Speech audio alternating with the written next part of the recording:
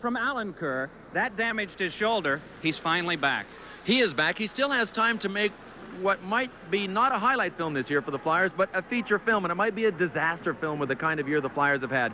He hasn't scored 50 this year, but he's capable of developing that pace into the playoffs. That is the ingredient the Flyers have not had all year long. Well, he's been consistent when he's been in the lineup, a guy that's been in the lineup for the Islanders all year. Mr. Consistency, their leading scorer, Pat LaFontaine. And we know that Pat LaFontaine saves his biggest moves for the biggest audience. It will be a big audience tonight, and as the playoffs get closer and closer, he gets bigger and better. He is the game breaker that the Islanders need and count on to score the big goals in the big situations. Super setup, and when you have two teams with pride, how do you go about picking a winner? I'm picking a tie. When you put on the jersey, the Islanders put on their blue, orange, and white. The Flyers have the orange, black, and white. These teams have a tradition of winning, and that is the big boost that they can count on going into the playoffs. It's not only finishing in first place that's important. It's the pride and the prestige of finishing in first place because you are either an Islander or a Flyer. Big setup, great atmosphere here tonight, Tom, as the Philadelphia Flyers and the New York Islanders go at it again, and you're the man who's going to keep an eye on all the rest of those games tonight for us. That's true, Mike and Bill. I'll be very busy indeed because you see, just a few miles away from the Nassau Coliseum in the Meadowlands, the New Jersey Devils and the Pittsburgh Penguins are going at it. In fact, there are 5 games around the NHL tonight. Let's start with one game already underway at Le Colisée in Quebec City. The Quebec Nordiques hosting the Buffalo Sabres. Nordiques need a win to help stave off elimination, and they've already gotten the first step towards that victory. On the power play, you're going to watch Paul Gillis take the shot for Quebec, and Stephen Finn gets credit for the goal at 10:40 of the first period. It is Quebec 1 and Buffalo nothing. Meanwhile, at the Capitol Center in Landover, Maryland, the Washington Capitals and the Detroit Red Wings. Detroit strikes first. Dave Barr with a drive from the point. Rather, Gilbert Delorme with a drive from the point. Dave Barr controlling it in front of the net and poking it in. Sorry for that video problem there, but Detroit leads it 1-0. Pittsburgh and New Jersey are underway. There is no score, but the New Jersey Devils are now on the power play early in the first period at the Brendan Byrne Arena. A little bit later on tonight, the Winnipeg Jets will be at the PNE Coliseum to skate against the Vancouver Canucks in a game that means nothing because Vancouver has already been eliminated from the playoffs, and Winnipeg will finish third in the Smythe Division. Up next, it's a game that means a lot. The Islanders and the Flyers. It's the NHL tonight. About our customers, we provide only quality coverage at affordable prices. The same is true today. From Neil theaters everywhere. The NHL tonight is being brought to you by Mercury. The shade all tonight come from the Philadelphia Flyers and the New York Islanders. The Islanders on top for now in the Patrick Division. They lead the Flyers by 3 points, and of course in second place, pursuing the Islanders, also the Washington Capitals. We'll be keeping track of all the games tonight affecting the Patrick Division standings. You see the Islanders on top by just 1 over Washington, by just 3 over Philadelphia. We'll also be keeping an eye on Pittsburgh and the Jersey Devils, as will the New York Rangers tonight. The Rangers are going to be watching the NHL tonight with interest. In the Adams Division, well, it's all over at the top, almost. Montreal has all but clinched first place. Boston has an outside chance still. Buffalo, with a win tonight, could lock up third place. Hartford has a 7-point lead on Quebec for the 4th and final playoff spot. Should Quebec lose tonight, then the Hartford Whalers would lock up that 4th and final playoff spot in the Adams Division. The New York Islanders, with 45-goal scorer Pat LaFontaine, leading the way, take on the Flyers tonight with Ron Hextall back in uniform, but we understand that Mark LaForest indeed will be playing goal. And LaForest has been playing quite well as of late for the Flyers, who just went through another dry spell not too long ago, but have rebounded in a big way their last couple of efforts. Tim Kerr, who's missed almost a full year because of shoulder problems, he scored a hat trick the other night. That has to be a big boost for Philadelphia. And they had a 6-0 shutout victory over the Winnipeg Jets, and Tim Kerr had 3 of those goals. Now, we'll be cutting in quite often tonight to that game between the New Jersey Devils and the Pittsburgh Penguins. There is no score about midway through the first period at Brendan Byrne Arena. Right now, it's time to go to the Nassau Coliseum in Uniondale, Long Island. It's the New York Islanders and the Philadelphia Flyers. We're ready for Patrick Division hockey on the NHL tonight. Mike Emerick. Thank you, Tom. 7th and final game of the season series between these two teams. Mark LaForest, off the heels of a shutout against Winnipeg, is making his 5th start in the last 20 games. The rest, of course, have belonged to Hextall. Billy Smith at the opposite end of the ice tonight, 11, 26, and 7 lifetime against Philadelphia. In the previous 6 games, he's not played, but he has been strong this season against all the rest. Referee for tonight's game, Andy Van Helleman, Mike Civic, and Ray Scapinello are the linesmen. Gerald Diddick and Dennis Potvin, the defense. Makala, Trottier, and Gilbert, the front line. Mellenby, Sutter, and Smith for Philadelphia. Howe and Samuelson in back. And it is Scott Mellenby, second-year sensation out of the University of Wisconsin, clearing, and Trottier scaling one back that is held by LaForest. It is Howe flipping for Sutter. Sutter, another one of the players, recently returned to the lineup. They are getting Sinisalo back tonight. Only Huber, Tocchet, and Zezel are out from a multitude of injuries that the Flyers have suffered. Only. You say only. Well, Tocchet, what a loss he is. Zezel, Willie Huber, regular on defense. It has been a disastrous month of March for the Flyers as far as injuries are concerned. Derek Smith battles with Makala. Sutter with a jab involving Billy Smith. Delayed penalty call is on. And it will be Sutter who will go and protest to Andy Van Helleman. An exchange with the goaltender cost the Flyers 2. 57 seconds gone in the first period.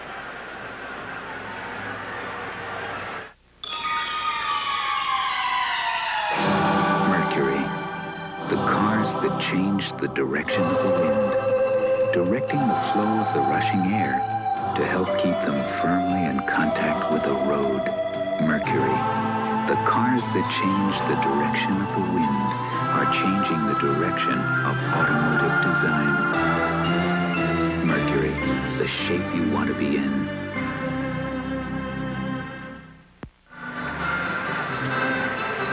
Well, Mike Keenan has figured out who he's going to send out to kill the penalty. He's got Propp and Poulin up front with Mark Howe and Shel Samuelson back.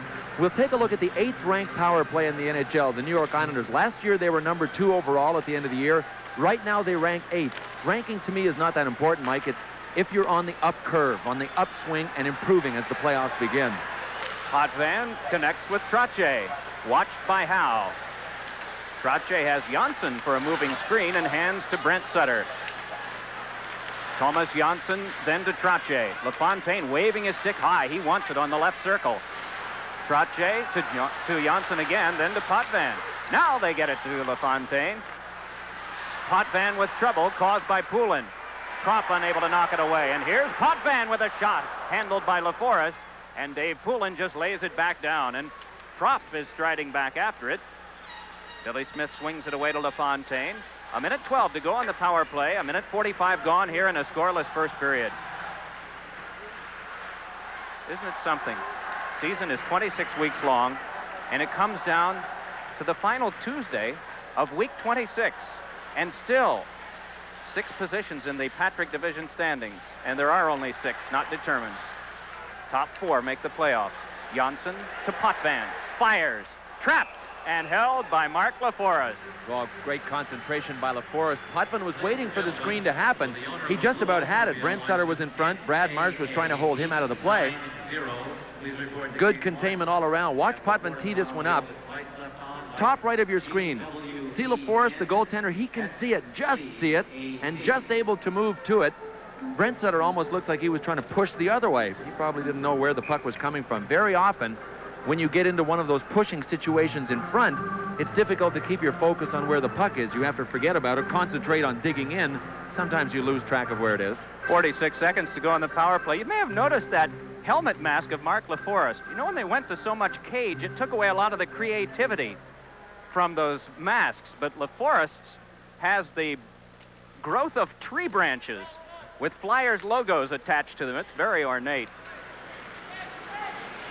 Islanders must recover at center ice, and it is handed by Norton over for Diddick, and the return. Norton, the Olympian, on to Makala. Checked by Howe. Puck spun by Al Hill. Norton retrieves with 25 seconds to go on the power play. Tom Mees will keep you updated on Pittsburgh at New Jersey, Detroit at Washington, Buffalo at Quebec tonight. What a night in the NHL. And we're pleased you've joined us here on ESPN, down to the last 10 seconds of the Islander power play. Norton hands over to Makala and gets it back. They go for LaFontaine. Denied by the long reach of Shel Samuelson.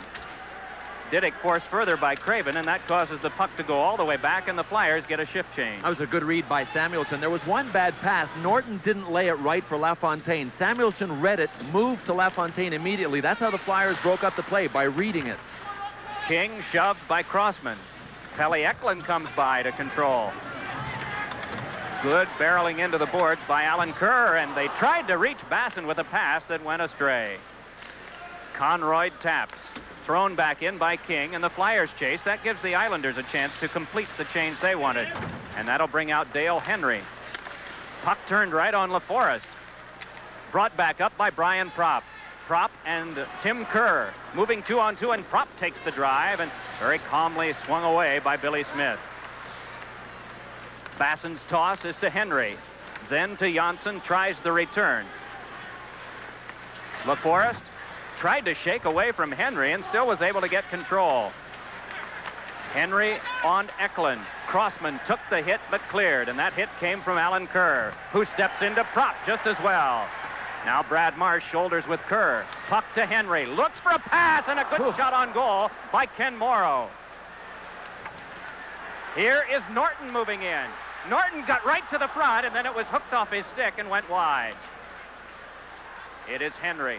Duels with Brad Marsh, and it's bodied away, so Eklund can clear, and the Islanders keep the pressure on. You know why they're keeping it on, Mike? They're winning all of the one-on-one confrontations. They'll have to give chase.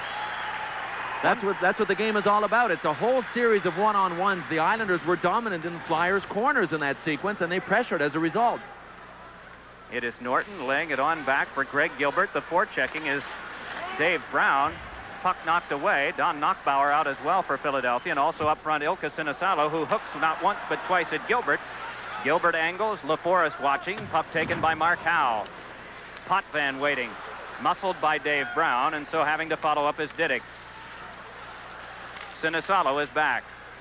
Shots are 4 for the Islanders, just 1 for Philadelphia. No score here, but a chance for Howe. Howe curls the net, looks for a pass, still has it. Pass tipped away by the checking of Gilbert. Makela in a race with Samuelson. Down he goes. Play continues as Mark Howe angles it back around. The Islander fans are steamed. Full house here tonight. This is the 39th of 40 home games, and only the 6th time that the Islanders have sold out, as Scott Mellenby moves in for a shot by Sutter. He scores! And then Mellenby winds up on top of Bill Smith. But the Flyers have gotten the first goal in this important game. Well, that's the second time in a matter of seconds that the Flyers have broken up the play just outside the Islanders' blue line. Obviously a crucial area. I have a feeling Billy Smith was fooled on this. Watch when Sutter gets it away. First of all, nice pass right here from Mellenby. There's the pass. Watch Sutter shoot. He is hit right when he shoots. Billy Smith knows he is going for the long side. He is going to Billy Smith's right, and it took him a while to react. I think Sutter might have been shooting for the far side of the net. When his stick was hit, the whole shot was redirected one way or the other. It's still a huge goal for the Flyers here in the first period. They lead 1-0. Janssen's pass is off Brent Sutter. Poked by Crossman, regathered by Sutter. Conroy slides back across. It is Janssen angling for Henry's corner, but he's bumped off by Mellenby, and so it's an easy LaForest handle. Kept, though, by Janssen. Flyers starting to follow through on their checks now as Kerry Huffman rides his man to the wall. Stoppage of play with 13:50 to go in this opening period. Sutter's 8 has made it 1-0 Philadelphia.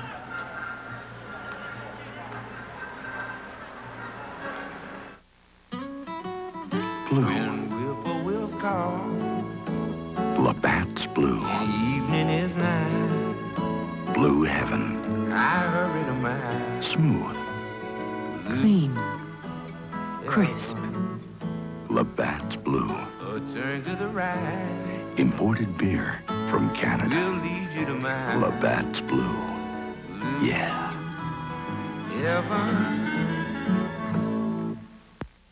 Late in the first period at East Rutherford, New Jersey, the New Jersey Devils, Pittsburgh Penguins, there is no score. Each team has had a power play opportunity. The goaltenders have played well. We'll keep you up to date. Let's go back now to the Nassau Coliseum.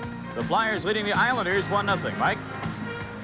Terry Simpson at the New York Islanders bench. He is a defensive fundamentalist.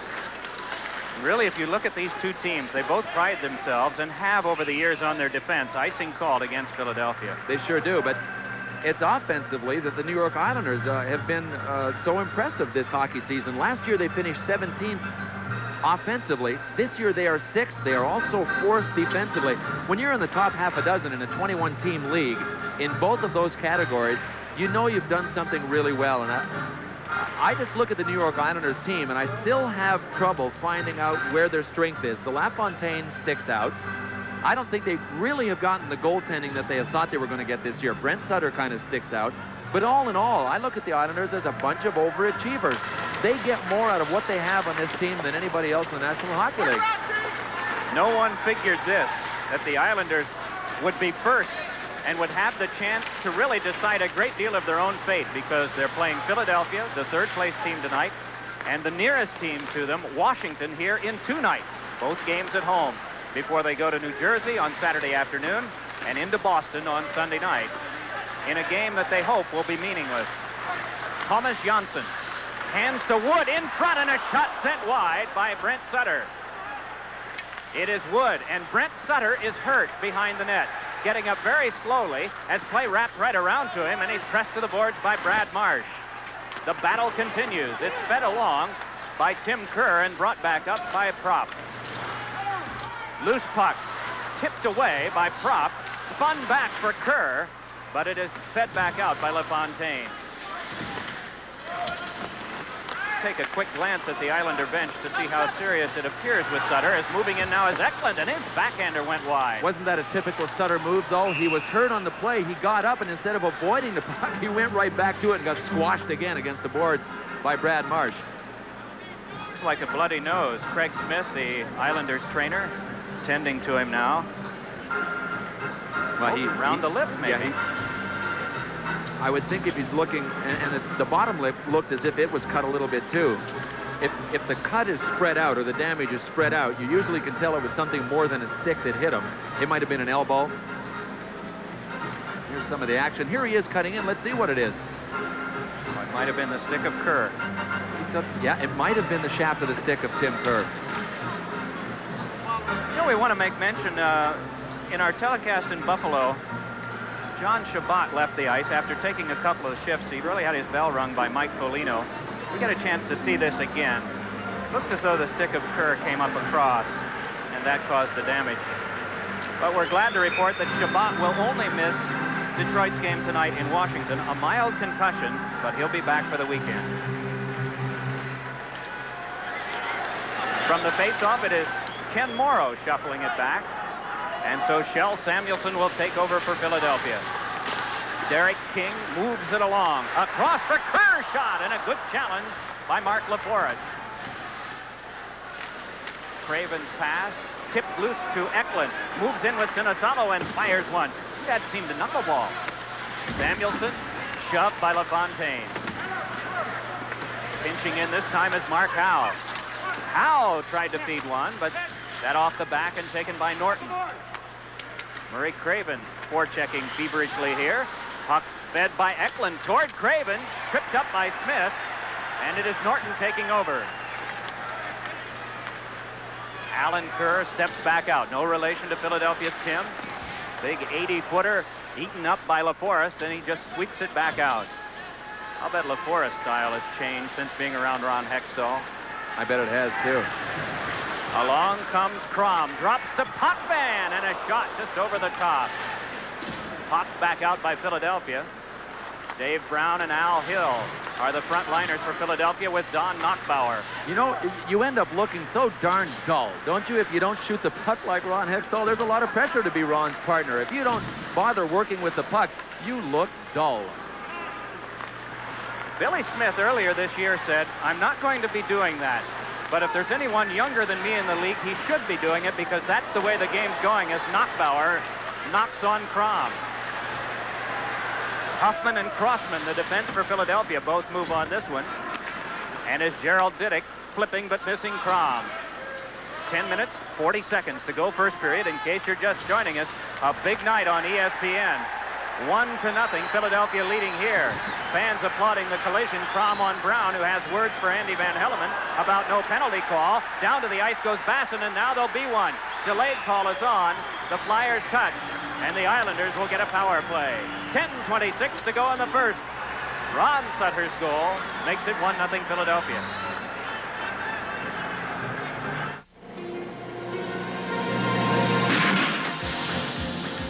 When the heat's on, motor oil viscosity can break down. To help keep your engine cool, trust Haviland Supreme, the motor oil that's cool under fire. Haviland's viscosity booster helps protect engines against wear under extreme heat and stress. Up ahead, this Mexico. Haviland Supreme, cool under fire. Serve the American road. Well, you can see the temps are definitely heating up in New Jersey. That's Rod Buskus of the Penguins and Randy Velishek of the New Jersey Devils going at it. There's still no score there. As we go back to Uniondale, let's update you on other games around the National Hockey League. After one period, Quebec leads Buffalo 1-0. After one, it's Detroit 1 and Washington 0 on a Dave Barr goal. And now with the Islanders going on the power play, let's rejoin Mike and Bill. Including this one. Every score tonight is of significance. Quebec has a hope to keep it alive. They've got to beat Buffalo. Play continues now on this power play. The second one of the night for the Islanders. Janssen along to Brent Sutter. Checked by Poulin. Puck flopped and then sent to the point to Potvin, and LaFontaine's one-timer was wide. Janssen looking. Brent Sutter is screening LaForest in front. Janssen's drive, directed back out by LaForest. Another shot, save LaForest. Scramble at the front of the net, and LaForest is on top of it. We're getting an idea of what they mean when they say LaForest has become Philadelphia goaltender number 1B. That's what Keenan said. He said Ron Hextall's number 1, and instead of saying LaForest is number 2, he said he's number 1B. A lot of action by the Islanders in this first period. The Flyers obviously are in a situation here where they can expect trouble. They are down a man, but it has been all Islanders in the first period. The Flyers are still leading 1-0, and the problems the Flyers have had have been when they've ended up in their own end. That's why Mark LaForest's job tonight is going to be more and more important as this whole evening goes on if the Flyers can't get out of their own zone. Janssen over to Potvin. Along to LaFontaine, and then Brent Sutter. Wrapped up by a big shell Samuelson. A cluster converges, and Dave Poulin-Till's trying to work it away. Trottier, hooked at by Samuelson. It's quickly sent to Potvin for a drive. Knocked down in front. Brent Sutter tries to get a shot away, but can't get it through. They score!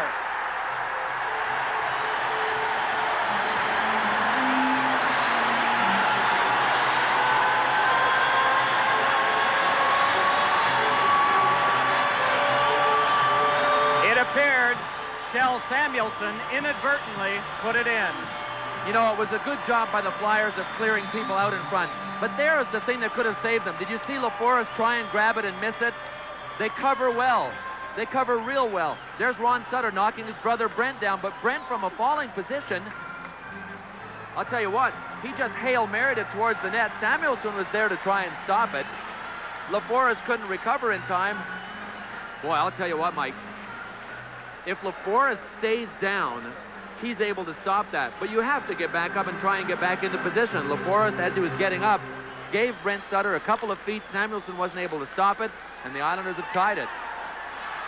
I just wonder if he had in his sights at the time, if he even knew where the puck was. No, that's an instinct. He was going down. All he wanted to do, knowing that I know he knew LaForest was down, so all you want to do is try and get it back in front and hope that you guys will outnumber the defenders when they're in front. Potvin and Janssen get the assist on Brent Sutter's goal. So it's Sutter 1, Sutter 1. Here at the 10:31 mark in the first period, Brent Sutter is connected for the 28th time this year. Prop with a shot directed away by Billy Smith. Power play goal for the Islanders, who are 1 for 2 in that department on the night. Here's Basson along to Henry, and a shot is trapped and then held by Mark LaForest.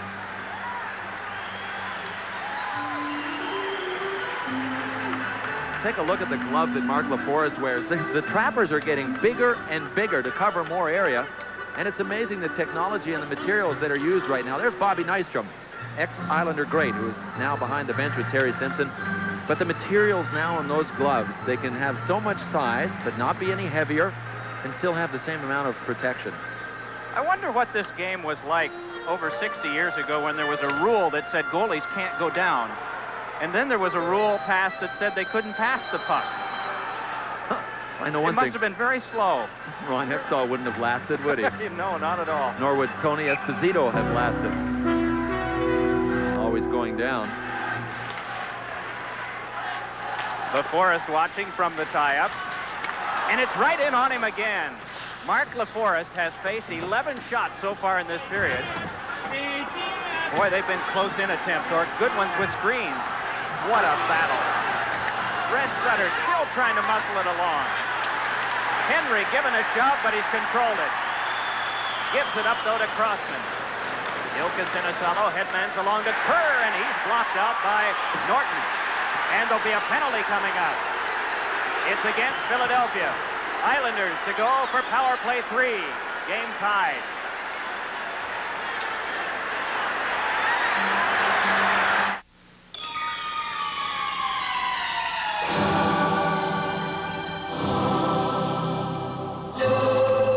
The new shape of Mercury Topaz with optional all-wheel drive. It moves like the wind, even in the rain. Mercury, the shape you want to be in.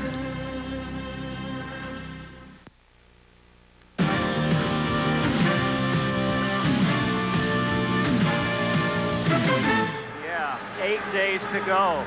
It's going to be great between now and then, but you just turn up the juice. More ohms and watts.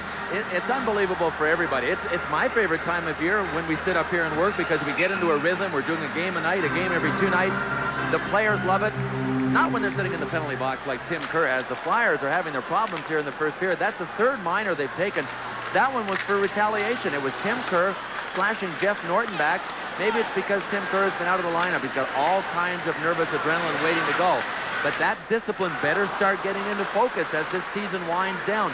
You can't afford any dumb penalties from now on. Johnson presses Samuelson. That's a good point you mentioned on discipline, Bill. 2 slashes and a cross-check. Those are the Flyers' penalties tonight. Oh, offside on the play. As the puck must precede the attacking team across the line, and Pat LaFontaine was just a millisecond early. What an outstanding season he has had again. He was just presented with the trophy. He was the fans' pick, wasn't it, Mike? I was trying to pick up on it before the game. He was once again the fans' pick. There's the offside. That was a good call. Somebody had to be right up on the play. But he was just selected as the best Islander again this year by the fans here in Long Island. He deserved it. $1,000 check presented to him, and he immediately turned it over to 3 different charities.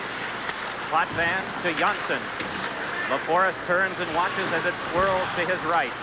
Potvin to Janssen again. Potvin this time to LaFontaine. Pulling over was Trottier, but it's Potvin for a shot. He wanted the angle from Trottier, and Trop plays the bounce and clears. It's a good play by Samuelson, Mike, to keep Trottier from going to the net. That's exactly what happened. Dennis Potvin, you know he looks up before he shoots. He's been around long enough. He took a shot thinking Trottier was going to come to deflect it. It never materialized. Samuelson has really turned into a physical presence this year with the Flyers.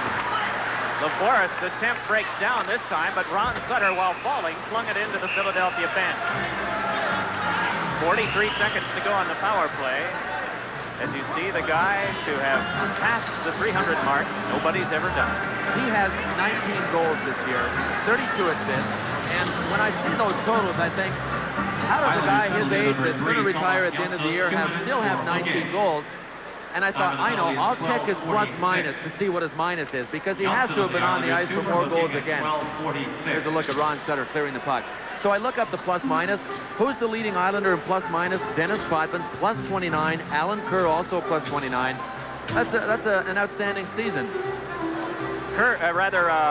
Potvin's defense partner, Thomas Janssen, has been boxed.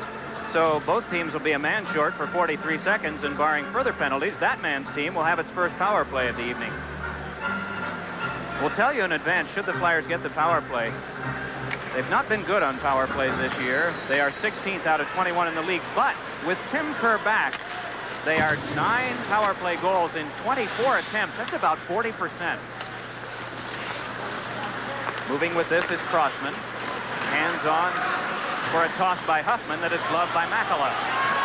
Makala with 25 seconds before his team goes shorthanded in comparison to the Flyers is sealed up by Huffman. Murray Craven, best year ever in pro hockey this year for Philadelphia. Hands on for Crossman.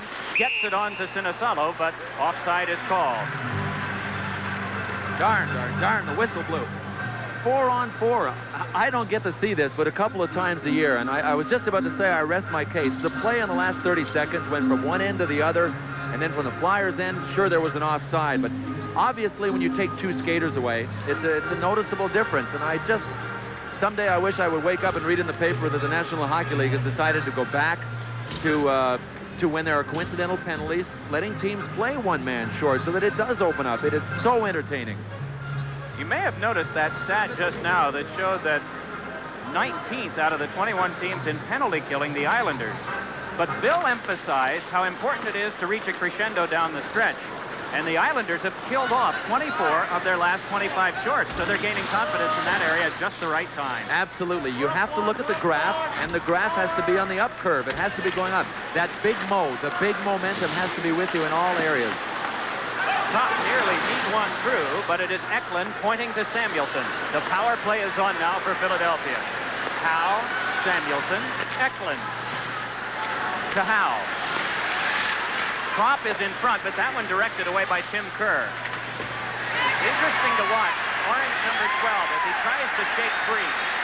He'll position himself either at the front or the side of the net. What he wants to do is just simply get away from Islanders and hope that his teammates can spot it at just the right time to feed to him.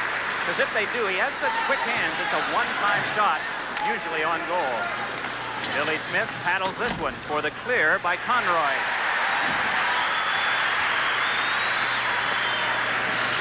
24 seconds to go on Philadelphia's power play. Game tied at 1. A Sutter has scored for each team. Gilbert drives, but it is Samuelson to hold now. Kerry Huffman brings it toward Diddick. It's forced over to Kropp. Turn toward Kerr. Diddick sizes him up. Eklund turns. Penalty time is up. Puck back for a drive by Huffman, and it got all the way through, but wide. Janssen starts it back, fresh from the penalty box. Step from Crossman, but the pass is cut off by Doug Crossman, and on the wing, but off the stick of Kerr. Potvin chips, Crossman takes, lays it back to Derek Smith. Taken to the wall by Potvin, and it's Derek King, the rookie, up with it. Now, this is a little more typical, I think, of what these two teams do, isn't it? In what sense? They go in deep. They try to play around the far side. Usually pucks are tipped right back. Then the next team attacks. The Islanders, in that case, were trying to make an attack. Well, really defensively oriented. It's defensive oriented, but the Islanders have been far more successful than the Flyers in getting the puck out of their own zone. I still haven't been able to figure out what type of forechecking system the Flyers have used or are using, because they haven't been able to sustain long enough to spot it. The Islanders are sending 2 men in. It's a 2-1-2 situation, and the 2 men are doing a great job that are leading the way forechecking for the Islanders. Look out here. Mellenby and Alan Kerr may go. The play was offside, and Kerr followed through on his hit. We'll return. When whippoorwills call, Blue. Blue heaven. I heard tonight. Blue heaven. Labatt's blue. A turn to the right will lead you to mine. Imported beer from Canada.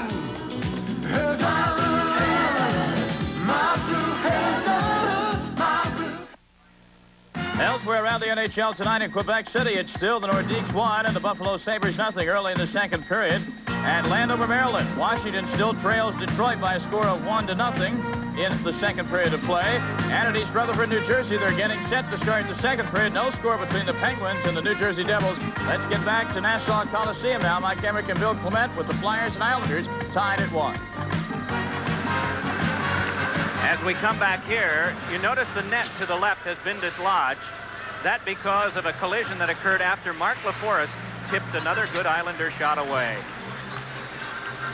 52 shots he faced on Friday night at Landover against the Capitals, and he was splendid.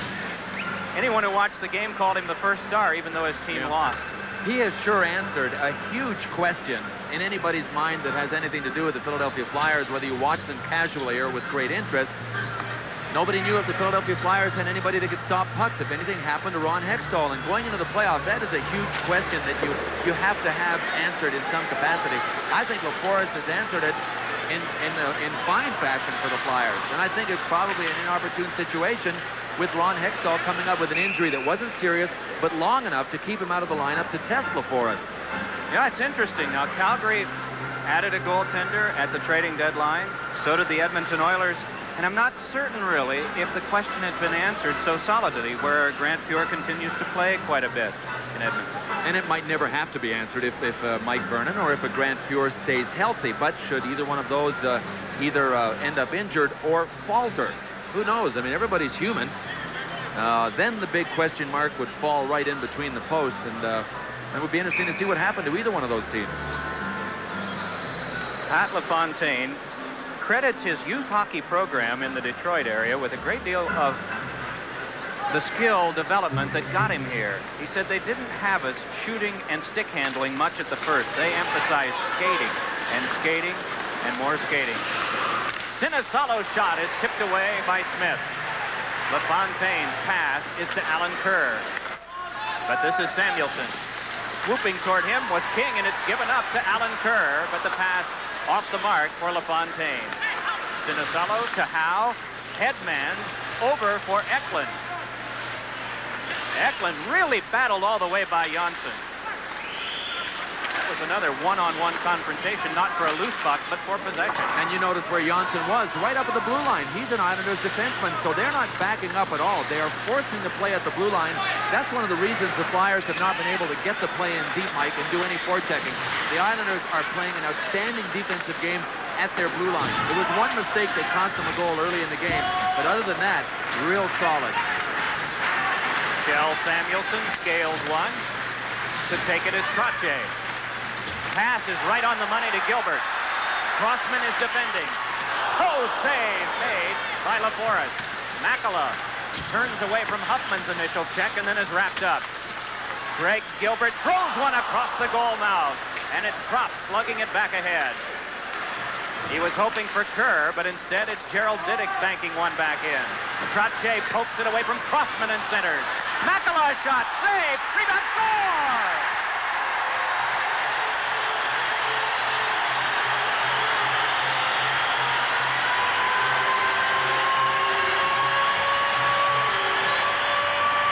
Greg Gilbert, it's 2-1. You want to talk about one-on-one confrontations? The whole thing started with Mikko Makela beating Terry Huffman on a one-on-one. Makela moved in to help. There he is taking a shot on LaForest. Greg Gilbert there. Doug Crossman, number 3 for the Flyers. And Terry Huffman, number 5, completely turned around for some reason. Watch Doug Crossman right there, number 3. Well, in Doug Crossman's defense, Mike, he was trying to stay out of the way of that shot so as not to screen Mark LaForest. He couldn't go in front of him to get position on the other side of the net, so he found himself out of position. But nevertheless, tenacity, drive by the Islanders. 10 turnovers so far by the Flyers in their zone, 1 by the Islanders in theirs. Here is a 2-on-1. Basson shot, ricocheted off LaForest. He must have the feeling of another Washington shooting gallery tonight. Derek Smith's tap for Mellenby came back to him, but is now controlled by Brad Marsh. And Bill Smith turns it over to Diddick.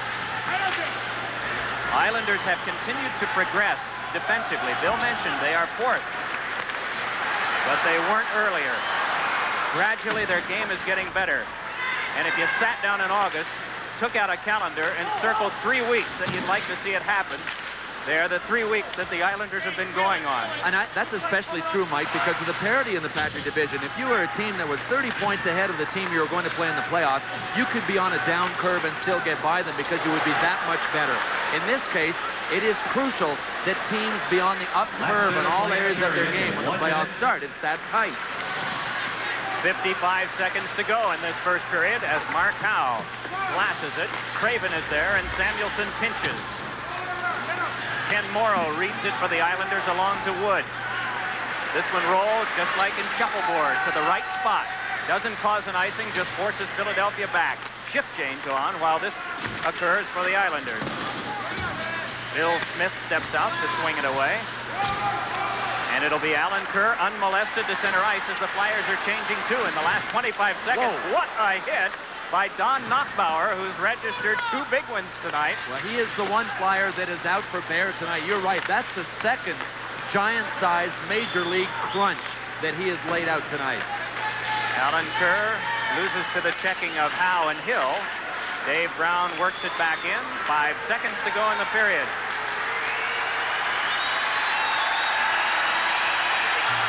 $16,297. Like what they've seen so far. He has a goal, but doesn't. He has one and is satisfied for now. The Islanders 14. We've completed 20 minutes of action here from the Nassau County Veterans Memorial Coliseum with the score, the New York Islanders 2, the Philadelphia Flyers 1. How y'all are? You know me, I've been cooking and eating real Cajun food longer than my belly stomach is wide, and that's a fact. So when I told you you're gonna like Cajun Spice Ruffles potato chips more better than them other Cajun potato chips, I'm not just whistling Dixie, no. I'm singing you a Bayou Serenade, I guarantee. Only Cajun Spice-flavored Ruffles brand potato chips have those spicy Ruffles ridges, so the taste won't leave you flat. When the evening breeze whispers through the trees.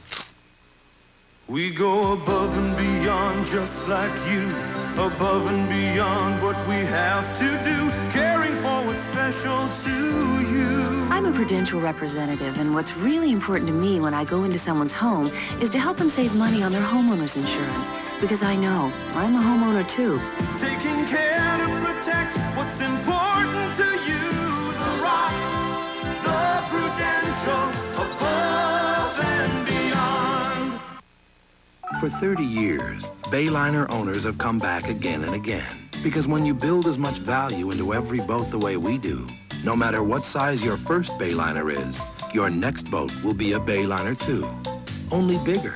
No wonder we're the world's largest builder of pleasure boats. See your Bayliner dealer for boat, motor, and trailer packages starting as low as $49.95.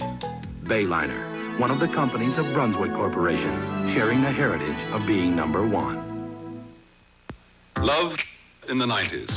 It might be better than you think. I have a spot of Harvey with some cream, talking all night.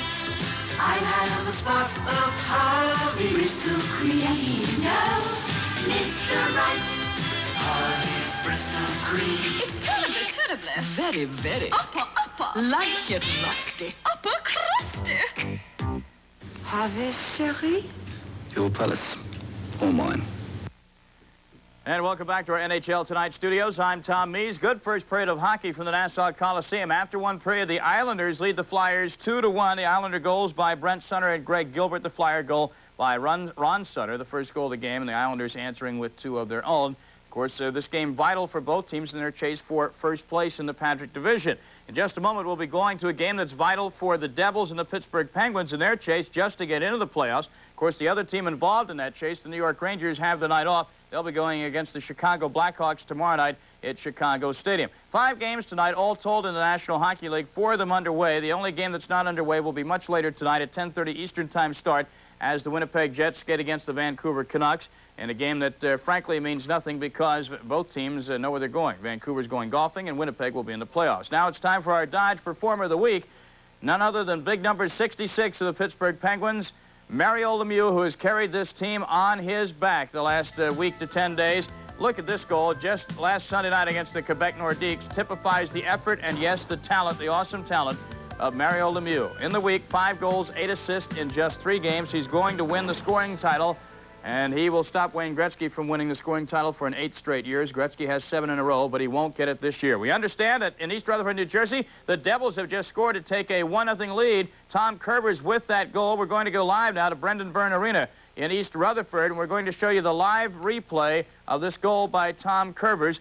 I understand that Paul Steigerwald and Mike Lang are standing by to fill us in on this game, which is early in the second period of play. Of course, the Devils come in trailing the Penguins and the Rangers by 3 points. So obviously a victory tonight, and the New Jersey Devils should be into the playoff chase right down to the nub, right down to Sunday when the season ends. So our scores now, New Jersey 1 and Pittsburgh 0. Without further ado, let's go live to East Rutherford, New Jersey. Let's take a look at the goal. Tom Kerbers. This is Kurt Muller of New Jersey with the puck. Centering pass in the slot to Tom Kerbers. He was covered there from behind by the defenseman Bodger, but it didn't do Bodger or the Penguins any good.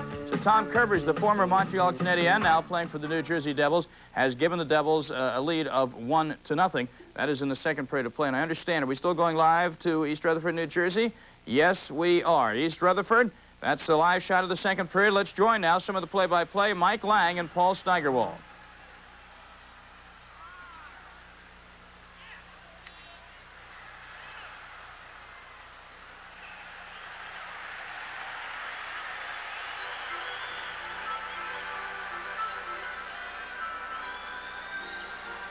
We are at the Brendan Byrne Arena where the Penguins trail the New Jersey Devils 1-0. The Devils fighting for their lives for a playoff spot in the Patrick Division. The Penguins currently tied with the Rangers with 77 points. The Devils just scoring as Kerbers connected on his 5th of the year on a pretty set-up play by Kirk Muller of the Devils. And that goal came at 4:46. Now the Penguins trying to answer the challenge here before a pretty large crowd at the Brendan Byrne Arena. The Devils realizing, Paul, we've talked about it all night long, is the fact that they've really got to win almost all 4 games, and they're off to a 1-0 lead here in the second. And I really think that the fact that the Devils were able to keep the Penguins off the board in the first period was an advantage to them, because they seemed to come out a little bit nervous when the game started. And you can expect that with this big crowd here, a sellout crowd at home, and the importance of the game, that they have controlled the tempo here in the second period, and they took advantage of a Penguin mistake, a giveaway by Zarley Zalapski. Not a really bad giveaway, but nevertheless, he turned it over to Kirk Muller, and he moved it to the net, and Kerbers, anticipating well, went in and scored the goal. And Kerbers came into this game with 10 points in his last 8 games. He's played an important part in the Devils' offensive display here in the recent weeks. Paul Coffey on the ice for the Penguins. He hurt his ankle in the first period, went off the ice with about 2 minutes to go, but he's back on here in the second. One of the keys of the game has been the goaltending so far of Sean Burke.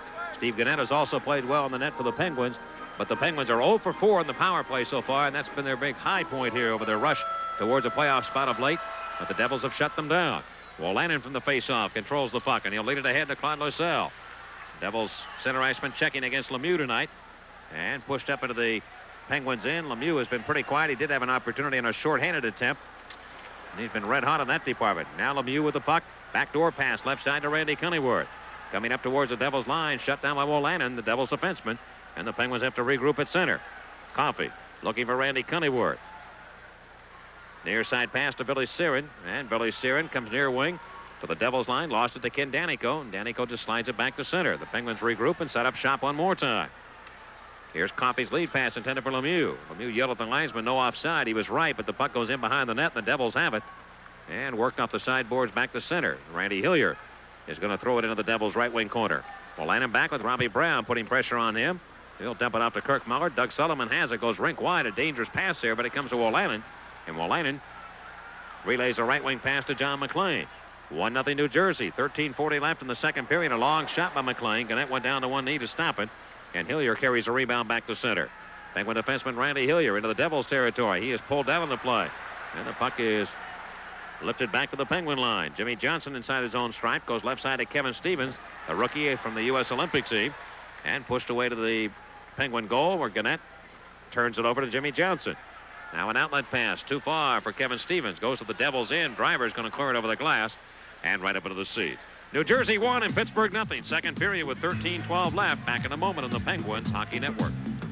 And we thank Mike Lang and Paul Steigerwald for that update of the Devils on the Kerbers goal, leading the Penguins 1-0 in the second period. From Long Island, it's the Islanders 2, the Flyers 1. This is the NHL Tonight.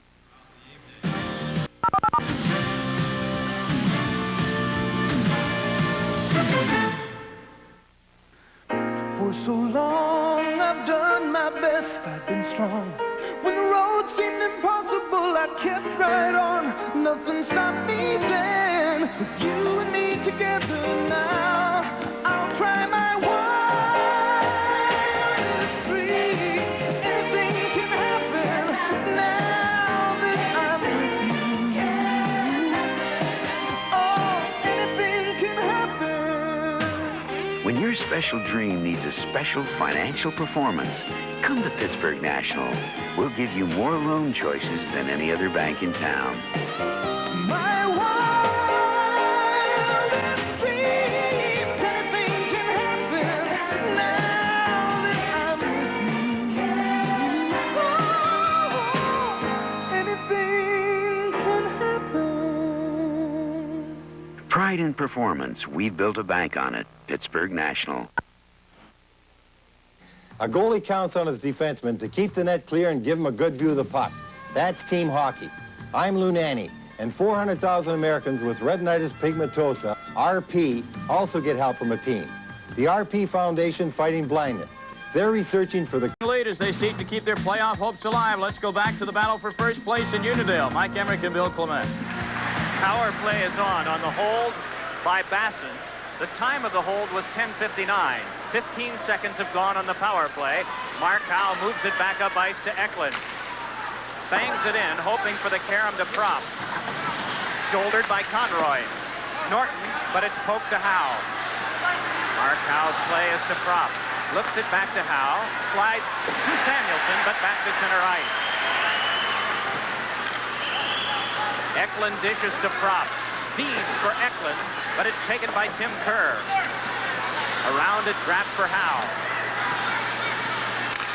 Kerr at the front, being dealt with now by Norton. Eklund looks for Samuelson, spins one in front, backhander off Smith. He gathers and holds on. It's great for a guy like Brian Prop to try and sneak in there behind because you know everybody's thinking about this guy, number 12, Tim Kerr. Prop is in front, Kerr is in front. Conroy, 33, has Kerr tied up, but in behind him, there's Brian Prop, number 26, hammering away at Billy Smith. All the goaltenders will admit you are conscious of Tim Kerr's presence on the ice. I don't think anyone, I read a comment by Clint Malarchuk about it. Billy Smith today said the same thing. Every goaltender knows when Tim Kerr is on the ice stationed in front of him. And it's a distraction. You have to concentrate to maintain that focus on what's happening out there. Kerr wins the faceoff to Samuelson. Ilka Sinisalo. Kerr at the front. Now to Samuelson. Sinisalo again. Craven is near the front as well. Takes the pass from Sinisalo. Samuelson, a one-timer, tipped away as they tried for the deflection but failed. Strom, apparently nowhere to go, now is able to move ahead. Trache's shot is snagged by LaForest. Half a minute to go on Philadelphia's power play. Sinisalo works it over to Samuelson. Gets away from the stick check of Trache. Fed back on to Kerr. Howe and Samuelson tried the ricochet for Kerr, but just too stiff to handle, and it's cleared. Second Philadelphia power play of the game. They were 0 for the previous one and are 5 seconds away from being 0 for 2. Deliberately played over to Huffman. Broken down by Diddick and turned back. Penalty time is up. Samuelson in deep and Billy Smith to stop. This is Conroy on to Thomas Janssen. Lays this one in for Brent Sutter. LaForest just by Sutter. Huffman connects with Ron Sutter. Too far for Dave Brown, but he takes care of Norton, who has to recover his tenses and move it back up. 6.5 to go, second period. One shot in that minute 5 for Philadelphia. Right, not bad attack zone time. They're up around the 50% mark, which they have to be. One shot, hardly enough. That one clicked off Derek King and went down deep. Dave Brown, who has an assist in the game tonight, on that tie-breaking goal by Derek Smith, was able to stir things up, and now it's Crossman trying one behind. Norton checked by Al Hill. Brown is in trying to work it to Eklund and does. Morrow presses him. Hill moves in, but it's punched back away by Pat LaFontaine. Norton took the check from Hill, but released it to Alan Kerr. Moving on Crossman and a rising shot off the glass. LaFontaine to Alan Kerr. Crossman flicked that away. LaFontaine ridden by Crossman and steers one in, and LaForest says, let's hold it. And let's hold it here with 5:33 to go in the second. Philadelphia by 1. Round of lights here.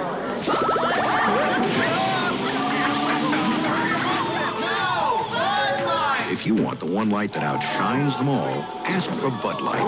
Let me know when you're ready for another round. How to shave a giant. Avoid big trouble. Use the Gillette Good News Plus disposable. It's got the Lubra-Smooth strip, so the comfortable shave for a giant is this little guy. Good News Plus from Gillette.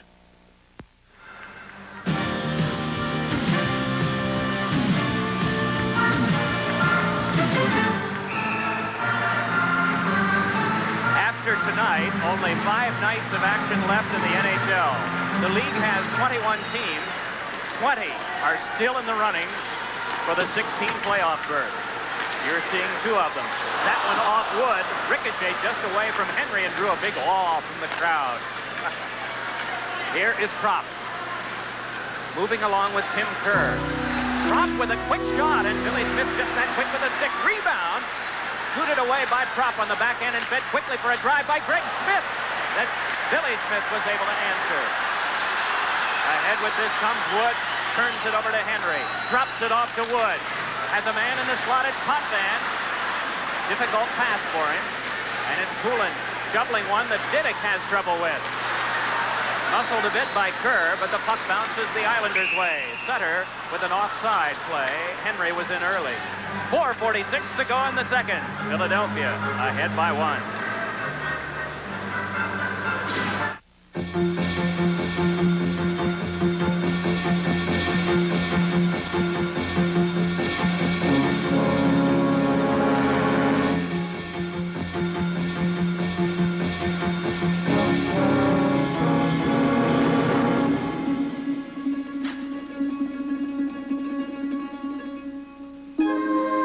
How well does your car stand up to heavy traffic?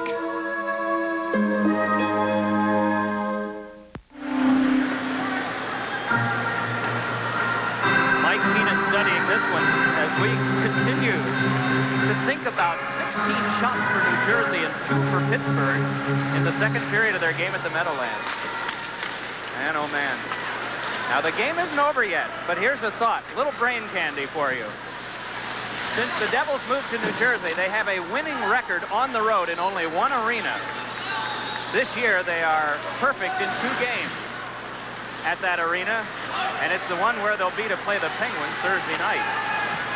Mark Howe sails it down. This will be an icing touch-up. Puck sent over the center and end red lines and touched by the defending team.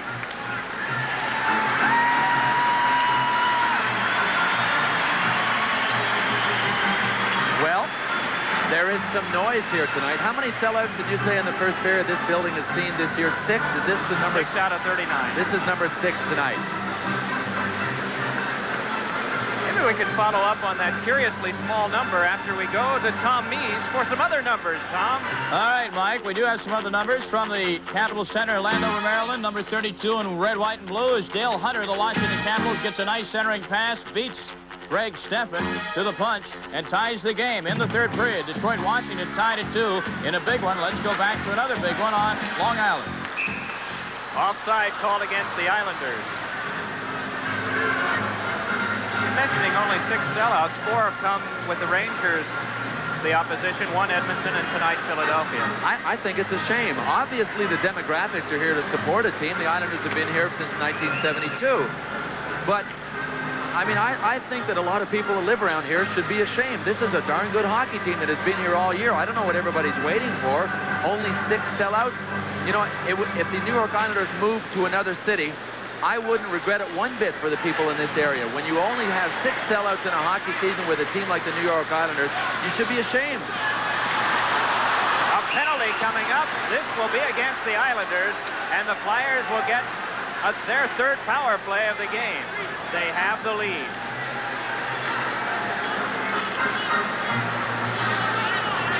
Man, oh man.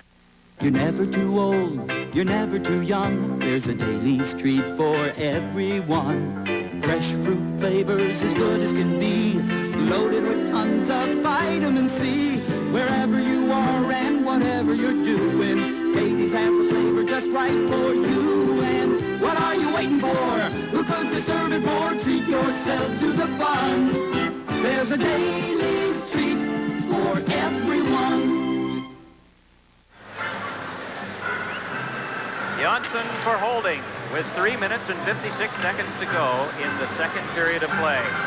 Home crowd a little quieter now. Their team trailing in the game by 1 and facing the third Philadelphia power play. Try and keep our eyes on Tim Kerr, number 12 for the Flyers. He will be in and out of that box, moving, trying to get open. Kjell Samuelsson is the one Flyer in back as Brian Propp controls it from the faceoff. Eklund moves to the front with Kerr. Puck to the back, Samuelsson, then over to Mark Howe. Trottier menacing Samuelsson, who passes to Propp. Kerr being tipped and edged in the front of the net by Ken Morrow. Propp gives back to Eklund. Wow, see Billy Smith swinging? He took his stick and moved his hand all the way to the knob and was swinging behind the net trying to knock it off of Pelle Eklund's stick. In that specialty of staying in his crease but reaching outside it and over the end line, he's the best. Yeah, he is. But if you can read it, Mike, see, once he commits with his arm around the net, he's really vulnerable on the other side of the net. And if he doesn't have a defenseman over there, if you're quick enough, you can wheel out the other side and catch him. Tim Kerr will watch for that if the Flyers do move a guy behind. Drive, ricochet, and Kerr is back there to play it. Along to Propp, as Terry Huffman has come out to work the left point. Tim Kerr back to Huffman. His drive off Smith. He's looking for it. Samuelsson over to Huffman. Deals it over to Propp. Big Tim Kerr at the front. Propp a shot went wide. Samuelsson unable to control. 35 seconds left on the power play. 2:25 to go in the second. Tom Mees during the intermission with our Patrick division and Adams division spectacular of highlights tonight. The Islanders force the Flyers back. Shift change on for the penalty killers as a pass misses for Crossman. But the first one there is Sinisalo, so there'll be no icing. Craven nudges to Mellenby. Checked by Potvin. Feeds it on a cross, and bringing it back out is Greg Gilbert. Penalty time is up as of right now. 1:55 left in the second. Philadelphia 3-2 ahead of the Islanders after trailing 2-1 at the end of the first and being outplayed. We'll probably see a decent attack zone time by the Flyers, but they only had one good shot. That was from the point by Kerry Huffman. All in all, very good job by the Islanders of killing that one off. LaFontaine and King with a shot on the rebound that's popped over the net. King in front, backhander, answered by LaForest. LaFontaine keeps, sets it up for Merkela's shot that's wide. Sinisalo clears. Well, there wasn't much attack at that end for a while, but when it came, it was in quality and in a cluster. LaFontaine on that move in, he looked one way and shot. Didn't even look at the net as he let it go. That's the key. Look east, shoot west. He didn't get that one through. There's the chance by Derek King. You know, LaForest made an outstanding recovery even to get back over there. It was deflected over the net. There's Derek King. But LaForest has shown me absolutely no weakness tonight. He has been strong for the Flyers. Here's King again, just chipping this one in. He wasn't able to get much wood on it, but that's LaFontaine in white for the Islanders that was swooping around the side of the net trying to pick up the rebound. There's the attack zone time. That's healthy. Up to a minute, 20 seconds. That's healthy. They only have the one shot. What a battle. Ron Sutter and LaFontaine. Marsh clears. Conroy drives back in. LaForest sets it up for Kjell Samuelsson to drive, and Makela right there waiting.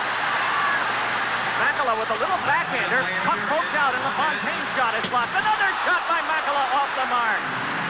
And the puck cleared out of play. Boy, when it comes It's in clusters. Well, Makela doesn't panic. I'll tell you when he gets in a tricky situation. And there is the situation that has everybody on the edges of their seats in the Patriot division. Check it out.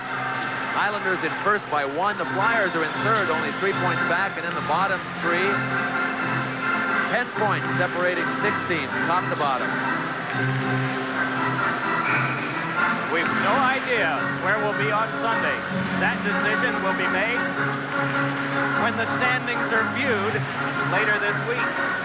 And they are ever changing. We don't know where we'll be. We know we'll be wearing these funny things that fit on our ears with these microphones that come around in front of us, but we're not sure what city they'll be in. Morrow bounces. Samuelson drives, and LaFontaine is there for Makela. Directs to Morrow. Save LaForest. And Mark Howe able to recover a difficult puck. Half a minute to go in the second period of play. We've really seen two different games. Islanders dominate in the first. The Flyers come back in the second, and now they seem to be going at each other hammer and tong, as you would expect. There's the difference, that man right there. And a kid asked me before the game tonight, a fan, youngster in the crowd, said, who's going to win tonight? And I looked at him and I started to think. And I said, kidding, I said, a tie. And then I started to think, if I had to try and pick, I would probably pick a tie. And then I thought it will probably go down to who plays best in goal tonight. I felt that it would be that even and that type of a struggle coming in. The Forest has been tremendous. Ron Sutter's pass goes by Derek Smith. Diddick down for an icing touch-up. Now, you mentioned a tie. If there are ties for any position in the standings after Sunday's action, the tiebreakers in order, if they're tied in points, would be most wins. If still tied, most points in the season series between the two teams. If you're interested in Pittsburgh and the Rangers, for example, Pittsburgh won the season series 3-2 with 2 ties. That's how close this can get. And if they're still tied in the season series, they go by regular season goal differential. The best positive of goals for minus goals against. And if you get down to the 8th tiebreaker, it's the team that has the most number of players' wives with names that have 3 syllables or more. And the 9th tiebreak, well, we'll get to that in the third period. You know, in the American League at one time, there were 7 tiebreakers. They had never gotten through any further than 4th. But the 7th one was a coin toss. You gotta love it, the old coin toss. Hey, that's how football games are started. That's how hockey seasons are ended, with a coin toss. And Sinisalo clears. There'll be another icing as Diddick hustles back in the last 10 seconds of this period. Billy Smith was in goal for a season-end one-game knockout series when he was with Springfield against the Quebec Aces. You shake your head, Bill Clement, with a little bit of pain. Well, I played in that hockey game. It was a sudden death game to decide who went on to the playoffs. Springfield against Quebec. Butch Goring scored the winning goal in overtime to beat us in Quebec, which was the Flyers farm team in the American League that year. Billy Smith was in goal. Should I ask where you were at the time the winner was scored? I think you know the answer to that. I broke my ankle and 4 fractures of my cheekbone after 3 minutes. How should I say this? I was taken out. Somebody took me out. Brent Sutter in front, denied by Mark Howe. 2 seconds to go as Janssen hurries one. Offside would have negated it anyway, but the horn is sound to end the second period of action. What a night in the NHL. Here at Uniondale, Long Island, it's the Flyers 3 and the New York Islanders 2. Leave it to the good hands, people. Compassion. You can't teach it or place too great a value on it. But you could measure it down this very road on the morning of June 23rd. In the actions of Allstate Claims Adjuster Don Mulder, who at 5 a.m. drove 60 miles to a fire site, all just to shorten the distance between a man's loss and a man's recovery. People like Don Mulder, another reason. You're in good hands with Allstate.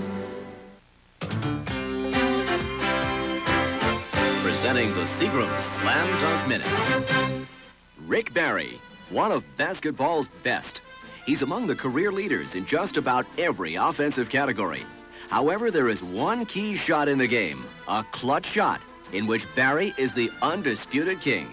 What major shooting title does Rick Barry hold? I'm very proud about the fact that I have the career record as far as free throws go, because I really put the time and the effort in. I mean, after all, it's the only opportunity that you have in a game where somebody's not defending you and you have a chance to score points. So why in the world would you want to practice till you get to the point that you're going to be able to make it as many times as possible? So that's what I realized, and I worked at it till I got to the point that I could excel at it. And that's what the game is all about, to be able to achieve a level of performance within a team concept, and to be able to win while doing that is the ultimate achievement. The Seagram Slam Dunk Minute.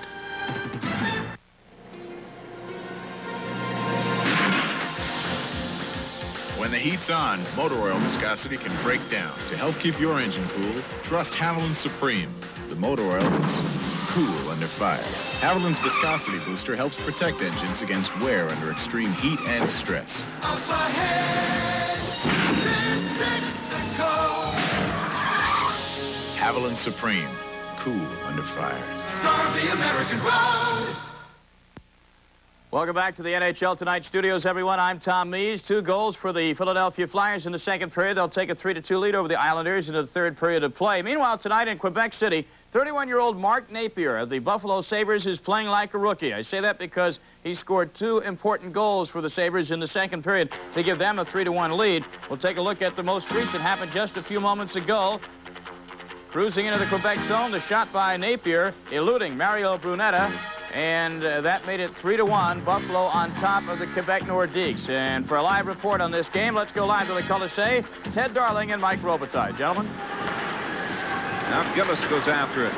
Gillis comes up with it. Sends it out in front. A high pass, and Natishak could not get to it. No, Riki missed it at the line. That allows Gillis to drop it back, going right in and go back and up with the extra save. Riki knocked it away. There will be a penalty going here to the Buffalo Sabres. And you're watching Sabres hockey on TV 49. And also on ESPN, the Sabres leading the Nordiques by a score of 3-1. The Devils lead the Penguins 4-0. Here's Mike Lang. The New Jersey Devils with a 4-0 lead now. They've just picked up their second power play goal on a score by Kirk Muller. He was credited with a goal. The pass across for Pat Verbeek at the edge of the crease, but Zardy Zalapski, the Penguin rookie defenseman, deflected it into his own net, and the Devils have now taken command of the game even more so, and they have a 4-0 lead. They can try and close the gap within 1 in the Patrick Division race for 4th place. They trail the Penguins and the Rangers by 3, and they've got a 4-0 lead here. Now Brandy Belichick, the Devils defenseman, slides it away to the Penguin right wing corner. And since the second period began, it's been all New Jersey. Billy Sirin. Flip a pass ahead to Dan Quinn, the center iceman, and he'll drop it into the Devils' left wing corner. Loney goes in, overskated the play, and the Devils, Doug Brown now winds it ahead. Well, New Jersey 4-1 against the Penguins this year, and they've got a big rematch coming up on Thursday night at the Civic Arena in Pittsburgh. Here's Coffey trying to get in. He is pulled down by Belichick, and play will continue. And the Devils, Joe Cirilla, tap it around the right wing. The Devils cannot get it out. Dan Quinn with pressure. Looking for Troy Loney. Instead goes to Dan Farley in front of Loney, and a backhander. And Sean Burke, who has just been superb here tonight for the Devils, makes the stop on Loney, and it's cleared away back into the Penguin zone. He robbed Mario Lemieux early in this third period on a big shot from about 15 feet away. Ticketed for the upper corner, but Burke got the glove hand up. Also stopped him on a number of other occasions here in this game. At center, Kirk Muller. He is belted on the boards by Randy Cunneyworth. And turned around, and now Mario Lemieux gains possession. Lemieux with the biscuit. Sent it ahead now to Cunneyworth. But the Devils line fakes a shot. Moves in. Drop pass to Bodger, but he is very well covered.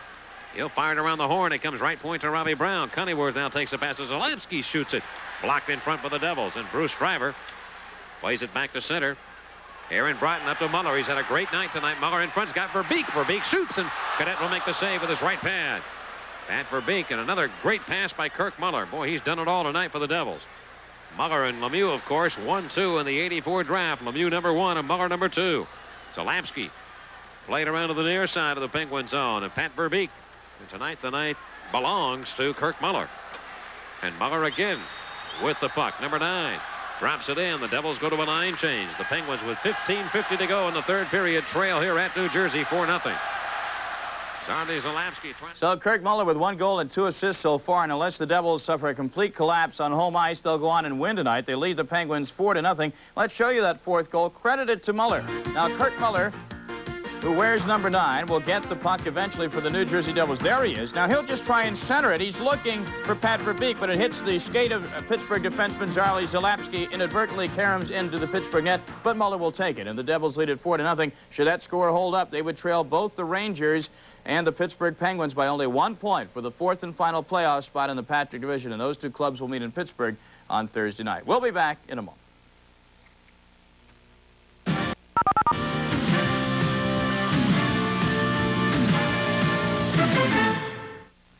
When it comes to insurance for the home, auto, business, life, or health, talk to the experts at the Altany Insurance Agency in Brackenridge.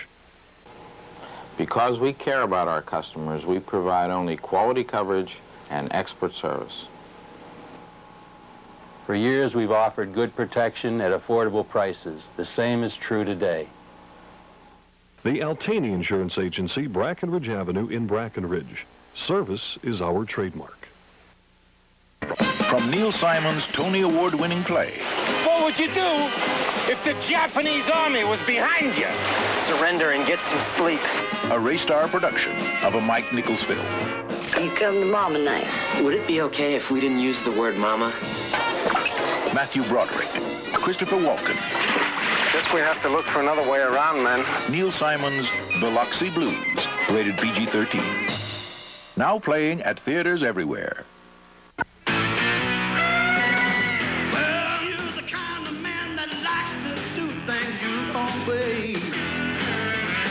And you can bet it's right when you get through. And there's a beer that always fits right in your hand. 'Cause you're a bud, man, and this bud's for you. Oh, you do. This bud's for you. It's time to get serious. Battle lines are drawn for the NHL's Cold War. ESPN presents the Stanley Cup Playoffs. All live, all the way to the championship finals as teams take their shots at the defending champion Edmonton Oilers. The showdown heats up. The Stanley Cup Playoffs beginning April 6th here on ESPN. It is 3-2 Philadelphia over the Islanders after 2 periods on our main telecast tonight in the National Hockey League tonight. But now let's go live to the Capitol Center, Landover, Maryland. Washington 2, Detroit 2. Here's an update from Mike Florence.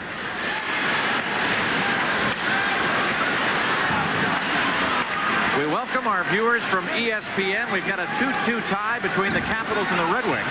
Here's Sharples for Detroit back to his own line. He tosses it into the Washington zone.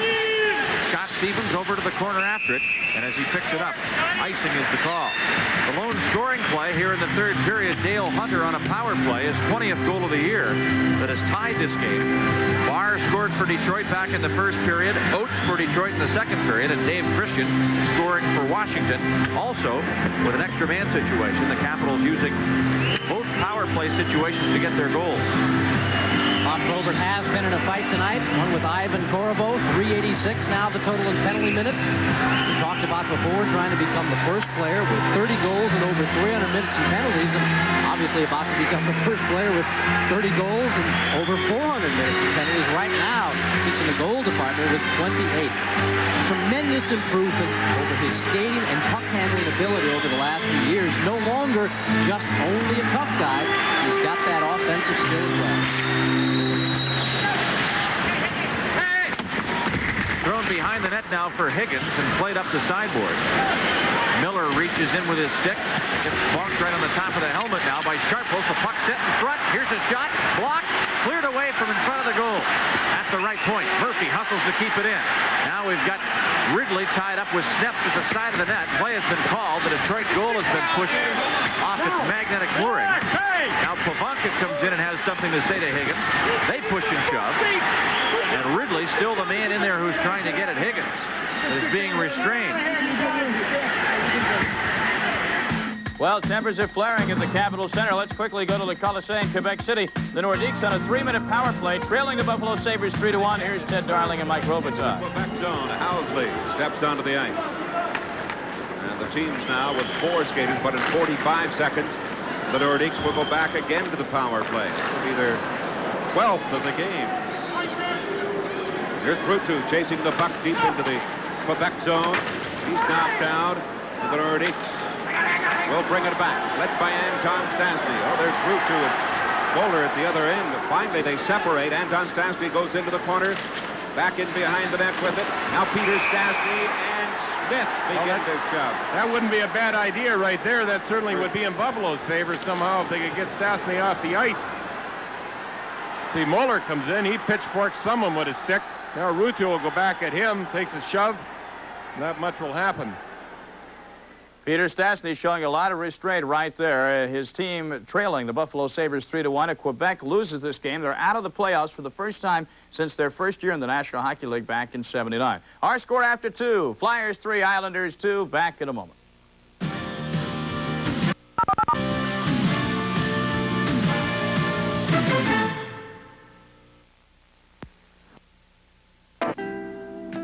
Remember a time when the only thing you could think of was getting a pet of your very own. Remember? Petland, experts at matching people with pets. Come to Petland and discover the wonders. Now open in the Waterworks Mall, Freeport Road.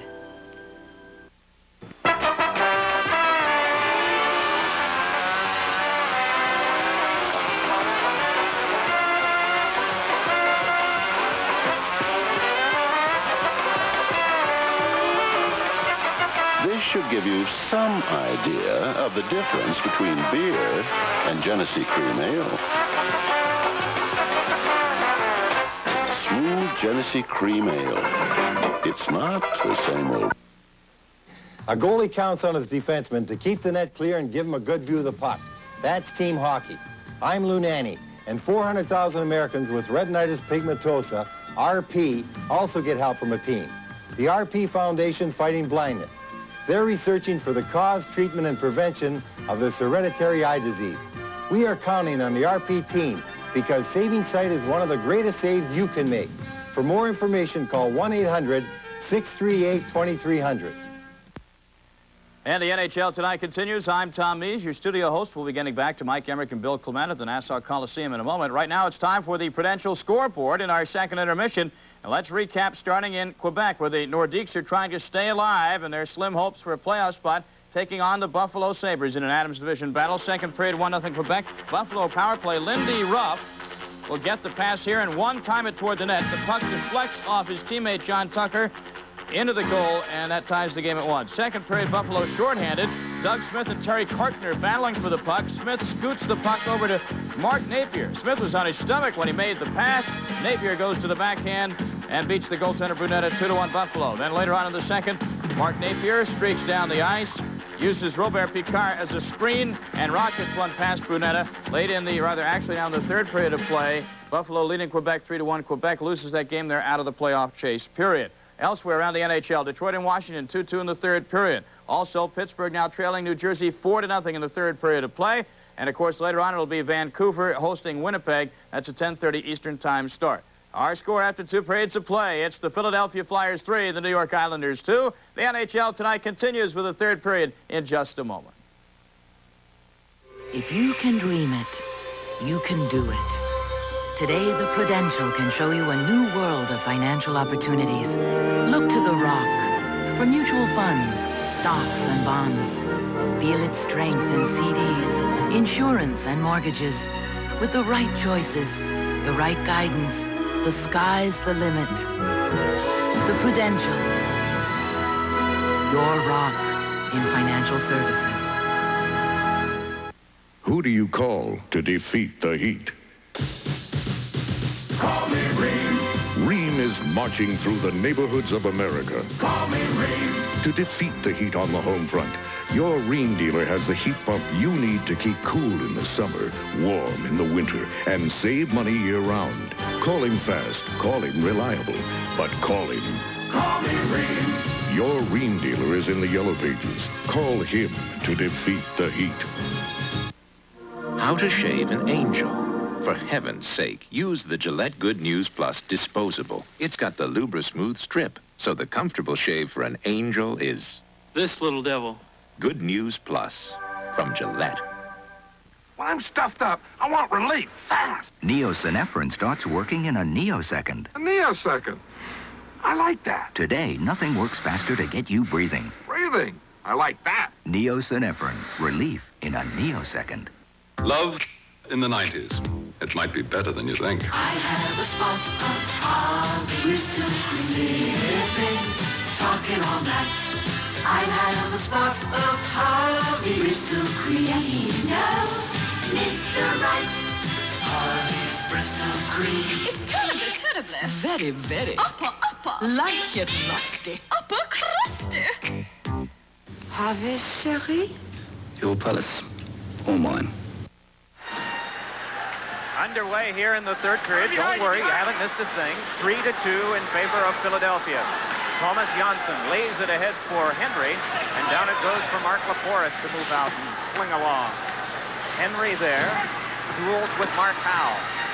Speeds to Brent Sutter, and a shot is tipped to the glass. Conroy banks it behind, wanting Wood. Good check there by Huffman, and the loose puck scooped over toward Howe. Wood turns, leaned on by Captain Dave Poole, and the loose puck comes. They score! The game is tied!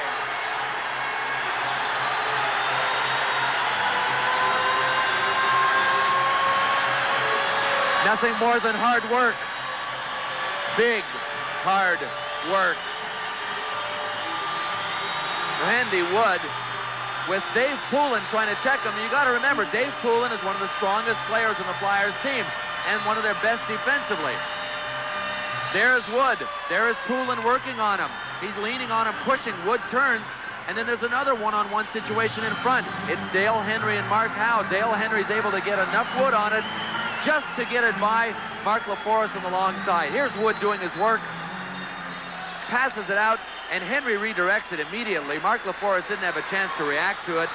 I wonder if we're back to the way the first period started off and stays. The New York Islanders dominant. There's an offside call, but the Islanders dominant in the Flyers zone. That's how the Islanders were successful, Mike, in the first period, was winning the one-on-one situations at the Flyers' end. Well, you can never count anything, including that New Jersey-Pittsburgh game out, because so much can happen in an intermission, Ken. You bet. That's Dale Henry's 5th goal. He's a forward. That's not a lot of goals, folks, 5 goals. But when you get to this stage of the year, the teams invariably that are successful are the teams that start getting goals, and even in the playoffs, it's the same. They start getting goals from unsuspected sources. Dale Henry would have to fall into that category. It is Ken Morrow with a pass that missed for Alan Kerr and goes on Laforest. Norton moves back in for the Islanders. Check from behind by Eklund. Tries to fight it off and then is crunched to the boards and glass by Samuelson. Big Shell Samuelson. His team began the period ahead, but now sees the game tied. The hard around comes to Eklund. LaFontaine was able to work it away. Held for a shot by Marsh, and Smith had to handle that one. Sinisalo just knocked down. There'll be a penalty coming up to Alan Kerr. Game tied at 3. That could change. Power play coming up for Philadelphia. And in the goal for the United States, Bud Light owns Sponge McKenzie. His name is Sponge McKenzie. Yeah. Tending goal for the USA. Stopping pucks both left and right. You know the dude can flat out play. When the pucks stop flying, there's no denying Spud celebrates with Bud Light. He knows everything else is just a light. This Bud Light is out of sight, my little Spudsky. The NHL Tonight is being brought to you by Bud Light. Everything else is just delight. And by the 1988 German-engineered Volkswagens and your Volkswagen dealer. And by Weiser-Bolt from Weiser-Lock. The lock the doors love. You gotta love this hockey. Let's go back to Mike Emerick and Bill Clement. Brent Sutter and Wood, the assists on Henry's 5th. The penalty to Kerr for cross-checking at 2:24. That's Alan Kerr of the Islanders. Laforest with a little trouble. Still can very calmly swing it back along. Just missed for Eklund with his pass. Janssen to Diddick, and Diddick drills it down. Janssen is a defenseman who is playing up at the forward position. Brent Sutter has come to the bench for the shorthanded Islanders, and Trache is out. Now Janssen will be replaced by Krom. On comes Samuelson. Gloved by Potvin and scooped out. A minute 20 to go on the power play.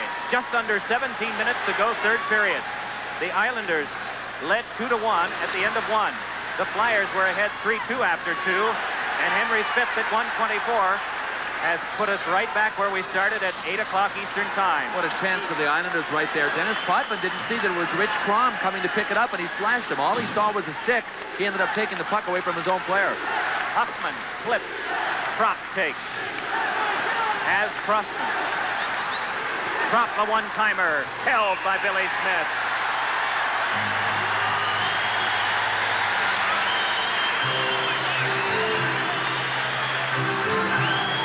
They'll have a night for him here on Thursday. Yesterday, the sports writers presented him with a jersey. They said that the team would probably retire his jersey someday, but they handed Dennis Potvin a jersey and said, "We apologize for all the comparisons we made over the years between you and Bobby Orr." Potvin opened up the jersey. It had an Islanders crest on the front and on the back a gold number 4.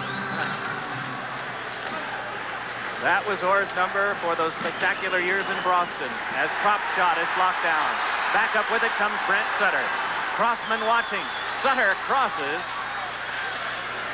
and then deals it behind. That chews up some more time. 25 seconds to go on the power play. 16 minutes to go in the third of a 3-3 tie here at the Nassau Coliseum. Tom Mees is keeping you updated on all the other action. All of it important at 2-on-1. Trache with Janssen. Crossman to defend. Huffman trying to get back. The shot wide by Trache. Now the Flyers have a 3-on-2. Brian Prop brings it in. Gives to Craven. A shot is tipped away by Smith. Janssen can't clear out. Marsh with a drive that's across the goal mouth wide. Out of the box comes Alan Kerr. Brad Marsh with another drive that flaps wide. Trache clears. Greg Smith knocks it down and fires. That one directed to Ken Morrow. Islanders want to get a change executed here as Greg Smith, big defenseman for Philadelphia, advances it off Brad Marsh to Derek Smith, who is sent down by Conroy. Derek King for the Islanders. 23 seconds of attack time. Well, they finally got a couple of shots, and that's so important when you have a player like Tim Kerr that's getting beat up in front of the net. Diddick and Kerr, Potvin and Kerr went at it all of the time they were in the zone.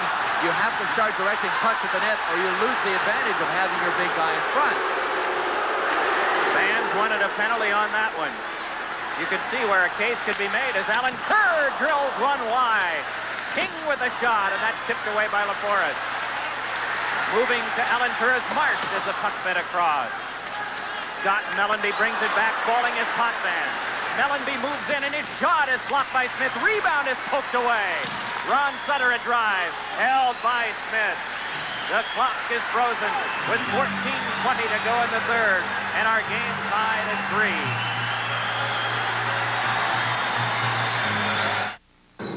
At Volkswagen, our engineers believe car and drivers should not merely act, but interact. To them, a Volkswagen isn't a vehicle for the driver, but rather an extension of the driver. Our engineers believe the most important moving part of a Volkswagen is the one behind the wheel. Lease a 1988 Jetta for only $139 a month at your participating Volkswagen dealer. Elsewhere around the NHL tonight, very late in the third period, it could be over for Quebec. They trail Buffalo 3-1. Detroit, Washington tied at 2 going into overtime. Pittsburgh is trailing New Jersey 4-0 late in the third period. Later on, Winnipeg and Vancouver. Let's get back to Long Island, Mike. What do they say about the Detroit Red Wings having a clear hold on first? And maybe not taking quite so many chances out there with the game being meaningless. They've battled Washington right into sudden death overtime. It's terrible playing teams that have already clinched or that are already out of it, one way or the other. Teams that don't have anything at stake are pretty dangerous. They play very loose. They're able to do things that they normally wouldn't do. It's scary, just as scary to play a team that's already cinched something one way or the other. Those are two of the best defensive teams in hockey. Low-scoring game in overtime. Tom Mees will keep you posted. Here is Norton with a pass for Gilbert that tipped back down. Mark LaForest, who has meant so much to the Flyers' cause, especially recently and particularly tonight. In the first period, especially strong. Even though the Islanders scored twice, it could have been far more, and this game would not be the tie or the tight contest that it is. Trottier looks, angles for Makela. Al Hill got there first. Trottier takes the carom, but also the hit of Howe. Samuelson pivoting on defense. His pass misses for Don Knockbauer, and down for the icing touch-up is Norton. Of course, the numbers on the clock get smaller. 13:31 to go in the third. We're tied here. What do you have, Tom? Well, we have an overtime game, Mike Emerick, between the Washington Capitals, Detroit Red Wings at the Capitol Center, Landover, Maryland. For a live update, let's join Mike Fornes and Al Koken. We're in overtime, tied at 2. Probert starts in, gives to Klima, 2-on-1 break. Here's Oates to Klima, fires, just missing wide. Delorme into the corner. Langway tries to block it. It comes back out for Norwood. Then to the other corner. Langway goes in again. Gets a good grip in there in the corner, holding on with Probert. The puck sent up the board. Cleared back around behind the goal. Into the corner for Dale Hunter of the Capitals. Here's Hunter starting out. Hunter up to center ice. Gets it back inside. The Red Wings zone. The Washington Capitals changing on the fly. The Red Wings starting a line change too. Here come the Wings starting out. Lead pass to center. Ledyard breaks it up. Over to Scott Stevens. Stolen at the line. The Wings still have it. Jim Nill can't get in for Ledyard, and Ledyard takes over now to Scott Stevens. Now to Greg Adams.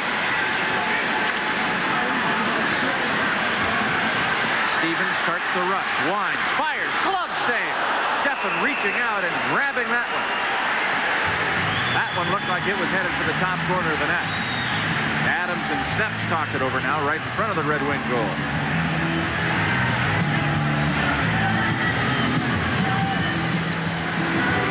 Boy, the Capitals opened up overtime with some glorious chances. Watch both Peter Sundstrom and David Christian with great chances. Murphy sends it through. There's Sundstrom all alone.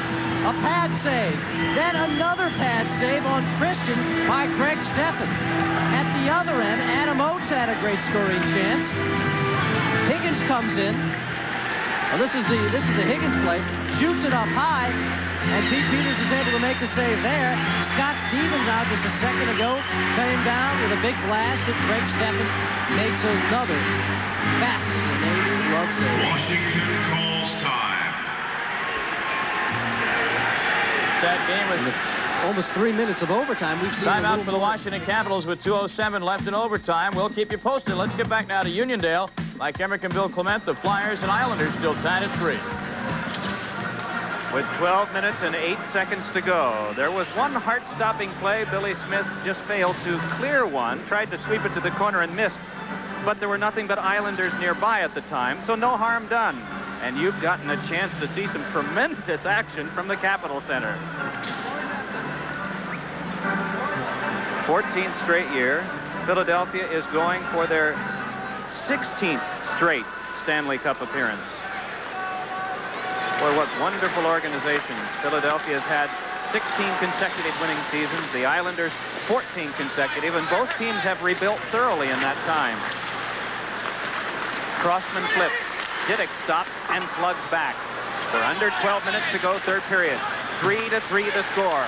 Makela controls for the Islanders. Ron Sutter all over him. The play is back for Makela. Doug Crossman jousted there. Good shoulder check put on him by Gilbert. And a minor penalty will come up to Craig Smith for knocking down Basson.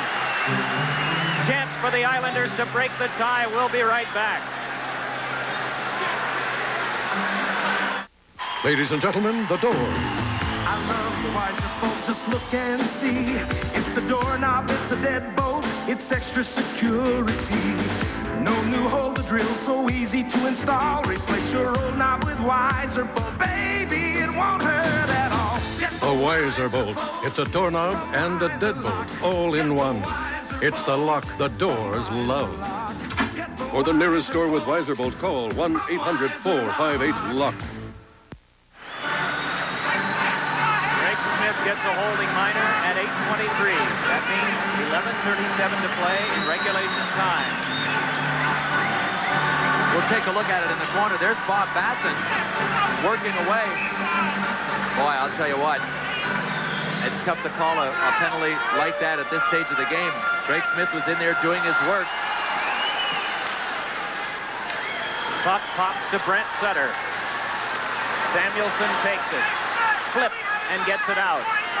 All over him was Trottier, but Samuelson could coolly control. Now Dennis Potvin starts it ahead to Brent Sutter, trying to get away from Poulin. 2-on-1 outmanned by Samuelson, but the puck comes to Janssen. Janssen with the 360 to Trottier and back to Potvin. Hurried it along, but Howe is able to clear. 30 seconds gone on the power play. LaFontaine starts in, tries to get by Samuelson again. Down he goes, and there'll be a 5-on-3 power play coming up to the Islanders. Samuelson does not believe it.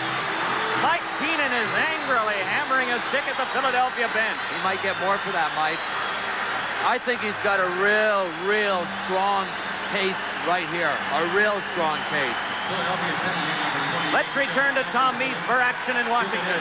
All right, Mike Emerick, under 35 seconds left in the overtime. Detroit and Washington tied at 2. Here again, Mike Florence and Al Koken with an update. We welcome our ESPN viewers once again. 25 seconds to play here in sudden death overtime. 2-2 score. Here's Hunter to Larry Murphy at the point. Now feeds it back to Hunter. A shot! Deflected just wide. Gould was parked right in front and got a stick on it. Now Sundstrom tries to dig it out. To Bobby Gould. 10 seconds left. Gould held up behind the net. The Red Wings take over. Here's Oates to play it. He starts out to Probert. 3 seconds. Probert to center ice. Long drive, and Peters makes the grab. And this game ends a 2-2 overtime tie. And so, 1 point for Detroit, but 1 point for the Washington Capitals. As of this moment, the Caps and Islanders are tied for first in the Patrick division. The Flyers are 2 men down. Let's get back to Mike Emerick and Bill Clement. Boy, if things haven't gone bad enough in this month of March for Mike Keenan. Here he is in a 3-3 tie. Now he's down 2 men. Samuelson and Smith, 2 of his defensemen in the box. There's the man that has incurred the wrath of Mike Keenan. Mike won't let him go. What Keenan has to be careful now that he doesn't end up with a bench penalty, Mike. It's tough enough. It's going to be tough enough to kill off these 2 penalties. He's got to show enough discipline, too, not to dig a little deeper hole. He's obviously upset. It's almost unheard of in a game like this that's so important to both teams. Down to 10 minutes to go in the 3rd period for a referee to call a penalty, unless it's completely blatant, completely overt, and I wouldn't call that call that he made on Samuelson a completely overt call. The Iron Three are Ron Sutter, Howe, and Craven. For the Islanders, they'll use Potvin, Brent Sutter, LaFontaine, Trottier, and also up front, Thomas Janssen.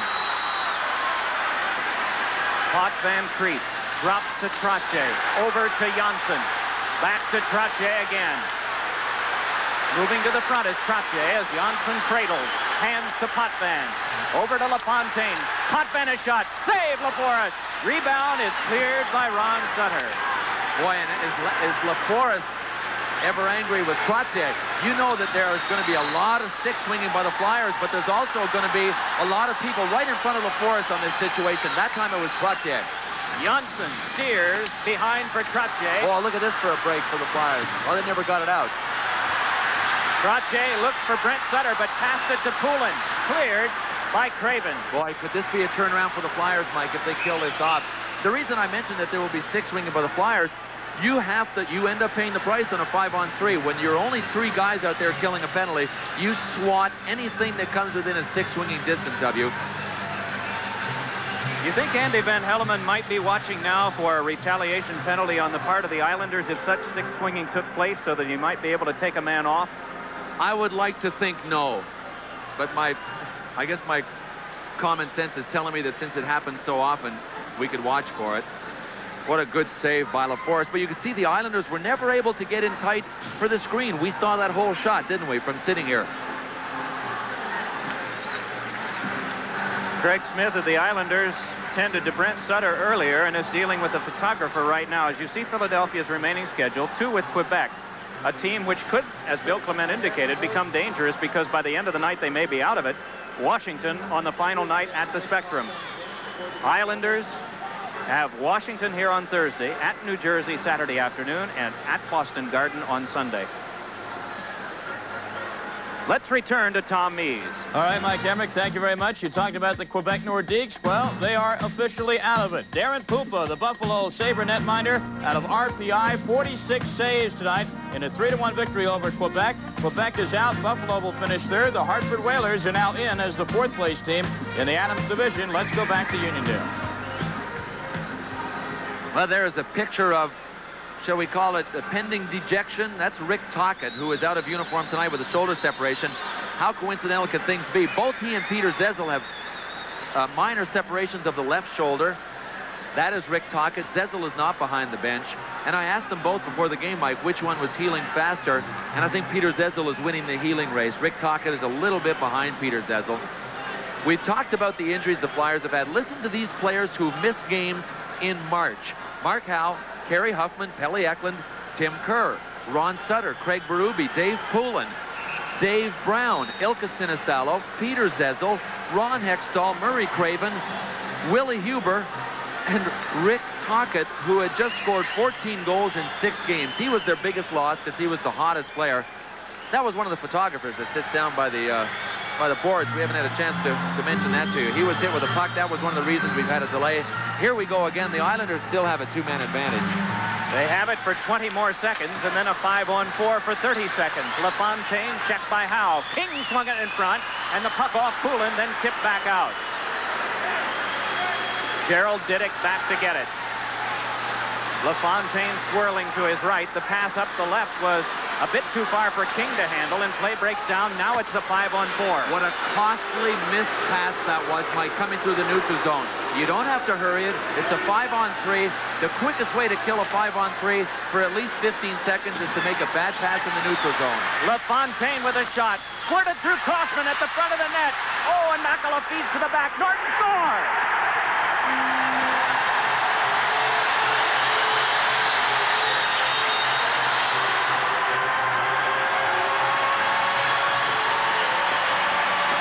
That is Jeff Norton's first goal in the National Hockey League.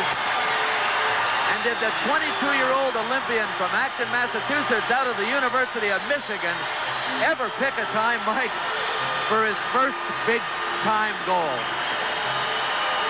I'm not sure that it was deflected, but it was sure Norton that got rid of it. He's being congratulated. LaFontaine goes in. All kinds of Flyers end up lying down trying to stop this situation. There goes Greg Smith. Here comes the pass back to Norton from Makela. It went off Mark Howe. Right off Mark Howe's arm or his glove, right up over Mark LaForest. What a heads-up play by Makela, Mike. And Norton caught every ounce of that 1-by-3-inch piece of rubber. Mark LaForest shattered his stick after the goal and has had one taken to him. The team that is tied with Washington for first for right now has just gone ahead. 10:44 of the third period is the time. Thomas Janssen starts back ahead. It was a power play goal. Janssen feeds for the breaking LaFontaine. Samuelson guides it back to Tim Kerr. His pass is to Sinisalo. And there will be a penalty on Thomas Janssen. 8:56 left in the third. 4-3 Islanders. Volkswagen engineers have developed a remarkable fuel injection system, which gives our Jetta 17% more horsepower than before. Of course, there are those Volkswagen engineers who believe they've developed something no less remarkable. The brakes. Lease a 1988 Jetta for only $139 a month at your participating Volkswagen dealer.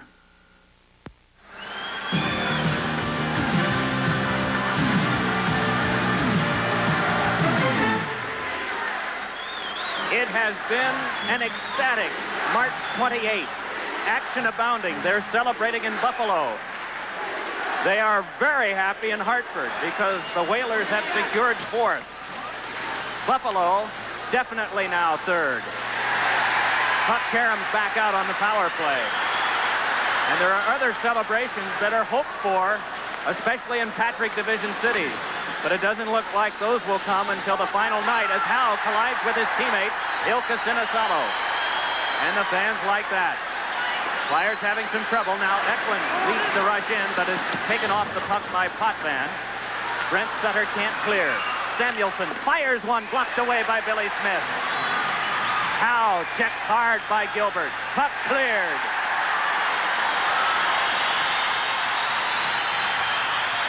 .1:15 to go power play. 8:10 left in the third. Morrow in deep. Anticipating and able to play was Eklund. It's banked for Tim Kerr. Kerr has been silenced tonight by the Islanders. Eklund on back, and it's skipped away from Hoffman. 11 minutes to go, or check that, 7:45 to go. I took a look at a wrong clock momentarily. I apologize. 45 seconds remaining now on the penalty to the Islanders. Puck fed back, and Hoffman shot, chopped at by Craven, but blocked by Smith and brought back up by Trottier. Shift change for the Islanders. Brent Sutter comes out to work with Diddick. Gilbert and Potvin are the other two Islanders to penalty kill. Craven starts in. Flips one that is knocked down by Mellenby, and unable to stop it home on the backhander was Brian Propp. Cleared by the Islanders. Doug Crossman pivots. 10 seconds to go on the power play. Leads one ahead for Mellenby. Cleared back down, and LaForest must take over. You'll hear a roar. Mellenby a drive, but the play was offside. We'll be back in just a moment.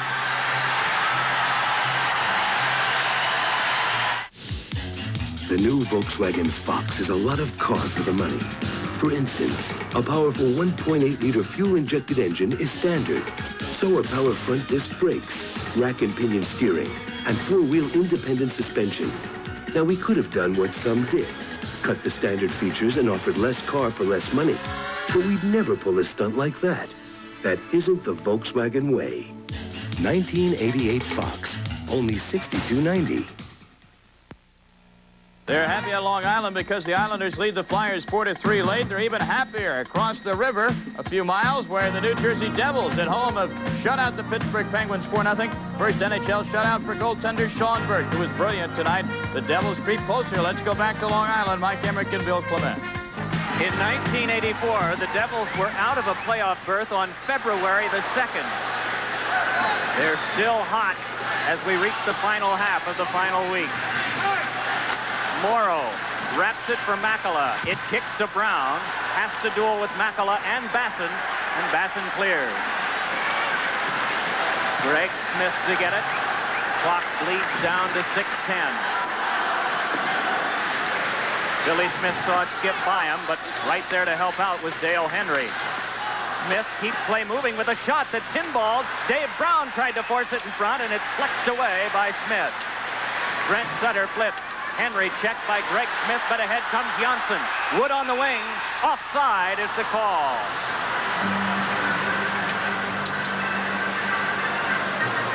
Boy, you talk about a dramatic situation here.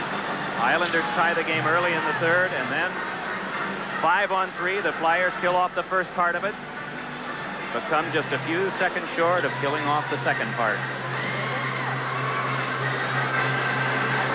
Tonight on ESPN, you're seeing Islanders-Flyers. Right after this, Hunnigan and Baca from Wembley Stadium in London, England. WBC welterweight boxing, and it's for the title. There's a title at stake here in the NHL, and you'll be able to follow it all the way on ESPN. And here's a chance for Derek King. Samuelson trying to get back. It's King in. Save made by LaForest, snatching it out of the air. And the drama will continue. Are you sure he's 1B? Man, oh man. He's played like number 1 tonight. The puck did roll up on end on Derek King, so I don't think he was able to get it as high as he wanted to. And he had to come all the way cross ice to get it. Watch when it comes up on end. There it is. Let's see if it's up on edge when he shoots. It was rolling. Perhaps he would have been able to get it up a little higher. There it is, up on end. Pretty tough to do anything with it, but you could see LaForest was waiting for that anyway. If he pulls it to his forehand, he has him, but with the puck rolling, that makes it even tougher to do anything with it. Gerald Diddick, a shot, save, rebound, score!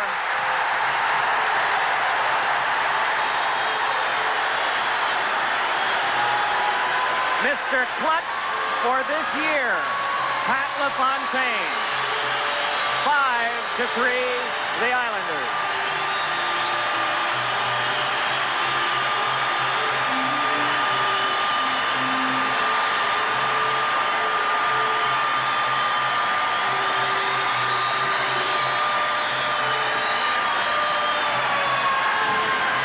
Once again, LaForest is able to make the first save. But another offensive rebound that the New York Islanders control. They got 2 goals in the first period on rebounds. There's one by LaFontaine this period on a rebound. And with 5:28 to go, the Islanders have a 2-goal lead. That should be enough at this stage, Mike. Ryan Trottier moving in. Save made by LaForest, and then that one turned away by the defense. Islanders have come at the Flyers in waves here in the last couple of shifts. Sutter tries to finesse. Bodied off by Norton. Brian Trottier lays it across to Makala. Watched on the play by Huffman. Tries to force it through, but Crossman is there. Then laid back on to Derek Smith, who's been absent for a while. Conroy drops it back in. Chance-taking time for the Flyers. Conroy, stopped by Huffman. 4:40 left in the third.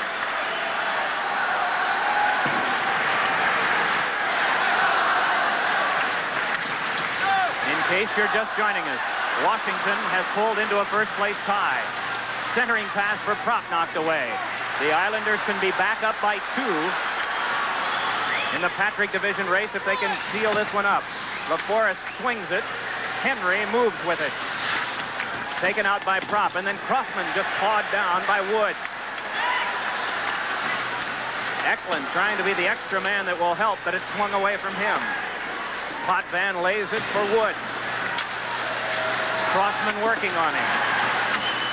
Back to Potvin, who sailed it wide.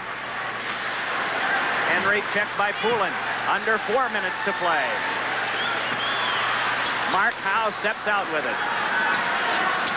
Shift change on for Philadelphia. That's why he's pivoting. Picking up wingers and feeds to Samuelson, and Samuelson's drive is off the stick of Billy Smith. Billy Smith with a losing record against Philadelphia in his career, facing them for the first time this season. But a big year for Smith. On an option, 16, 13, and 5. LaForest makes that block. And Eklund throws it in deep. LaFontaine with 3:10 to go. Crom can't tip it out. Big Shell Samuelson in the way. Craven's pass came right to Ken Morrow. And it's thrown out of play. 3 minutes to play in the third. Islanders by 2. He's responsible. How y'all are? You know me, I've been cooking and eating real Cajun food longer than my belly stomach is wide, and that's a fact. So when I told you you're gonna like Cajun spice ruffled potato chips more better than them other Cajun potato chips, I'm not just whistling ditty, no. I'm singing you a Bayou Serenade, I guarantee. Only Cajun spice-flavored Ruffles brand potato chips have those spicy Ruffles ridges, so the taste won't leave you flat. When the evening breeze whispers through the tree. Well, Ron Sutter will be in for an important face-off opposite a guy who's taken so many since he first arrived here in the 70s, Brian Trottier. Remember last year in Landover in that multi-overtime game, so many defensive face-offs he took. Trottier tripped up, shuffles it ahead to Gilbert. Mark LaForest again, the gallant warrior in the Philadelphia crease tonight. This one swung around the glass and out of play, so there'll be no penalty.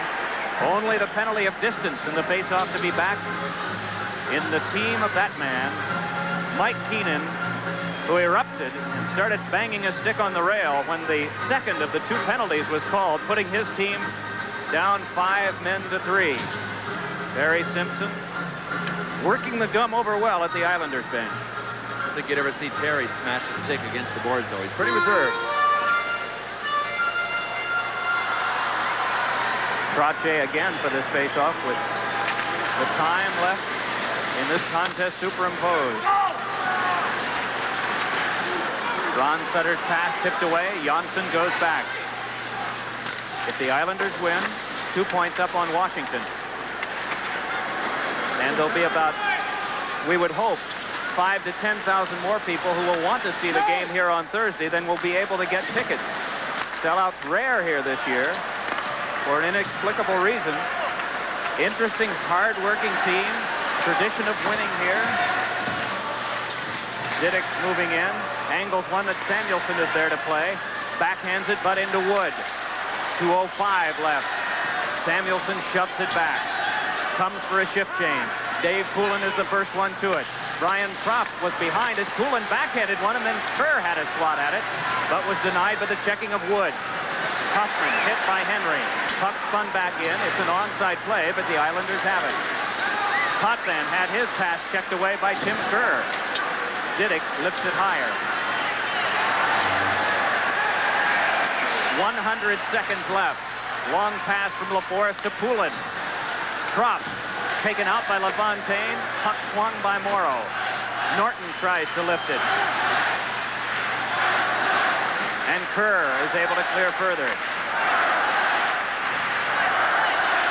There's fire brewing here in the seats at the Nassau Coliseum.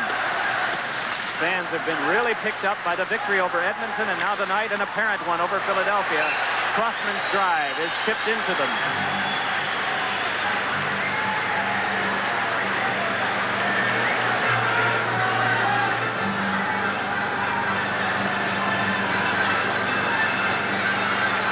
What a memorable night. I'm sure he's got a lot of memories from an exciting year. But what a night to get number 1. He has played an outstanding hockey game tonight, Mike. You know, when a kid comes in on defense especially, this is Jeff Norton, 22 years old at the University of Michigan, played in the Olympics. It's a tough struggle to adjust. This is the NHL. This is the best, and it's really difficult for most people to adjust when they come in at a young age on defense. I have watched Jeff Norton closely tonight. I haven't seen him make even anything that was close to a mistake. Mark LaForest on the bench. The Flyers have the extra attacker out. Norton's been wonderful. They're even, but for right now, Washington and the Islanders meet here on Thursday. If the score remains the same, the Islanders will enter that game with 86 points, 2 better than Washington, 5 better than Philadelphia.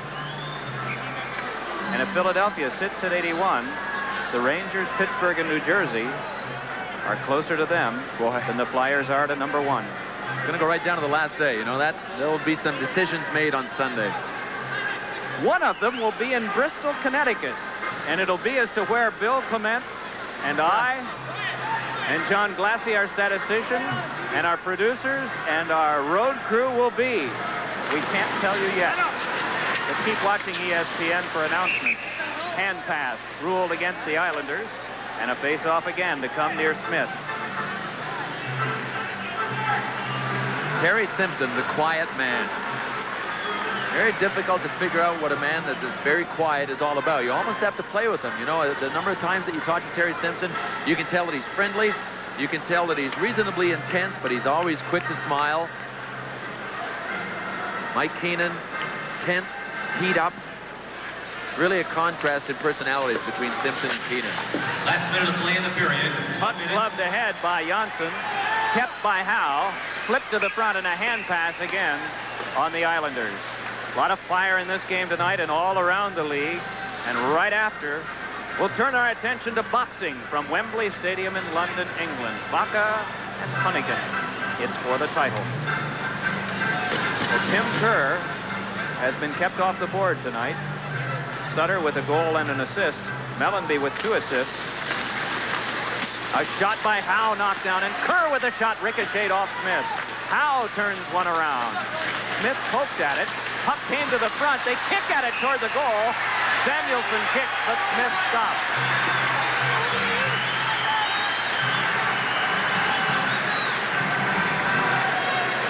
With such a crowd in front of the net, Mike, all the Flyers want to do is get the puck out there.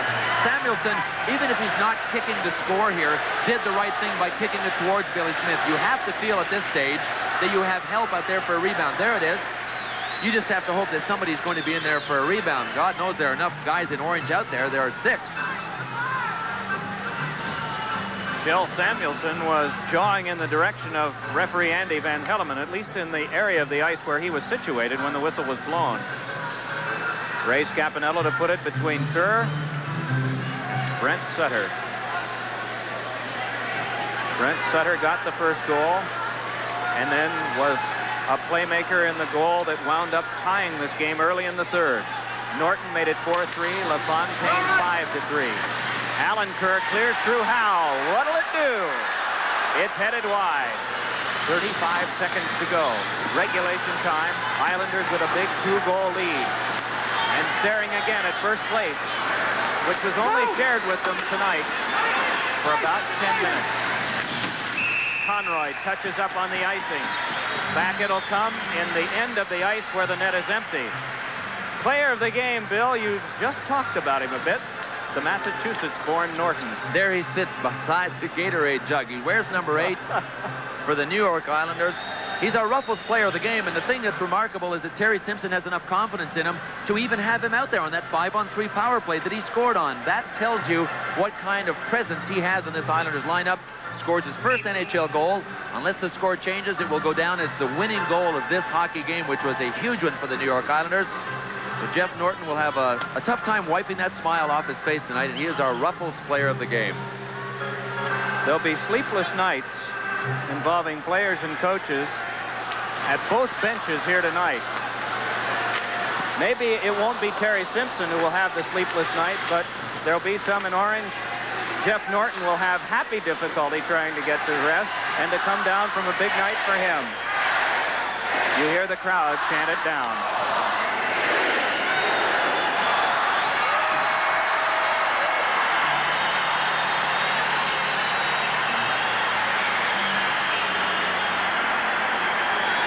One team moves back into first.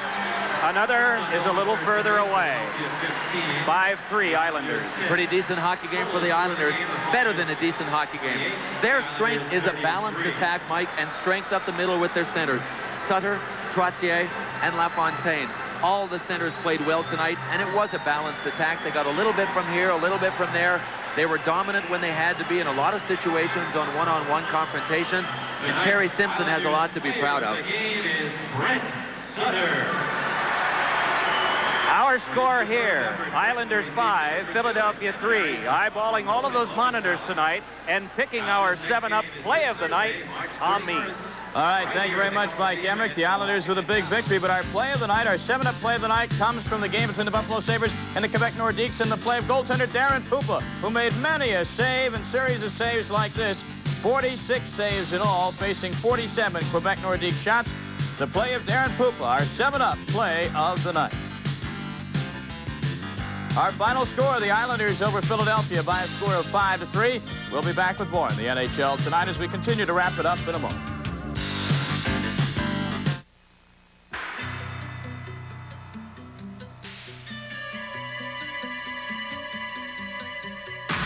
Isn't it cool in pink? Isn't it cool to think how right you feel? So cool, so real with your... Detroit and Washington skate to a 2-all tie.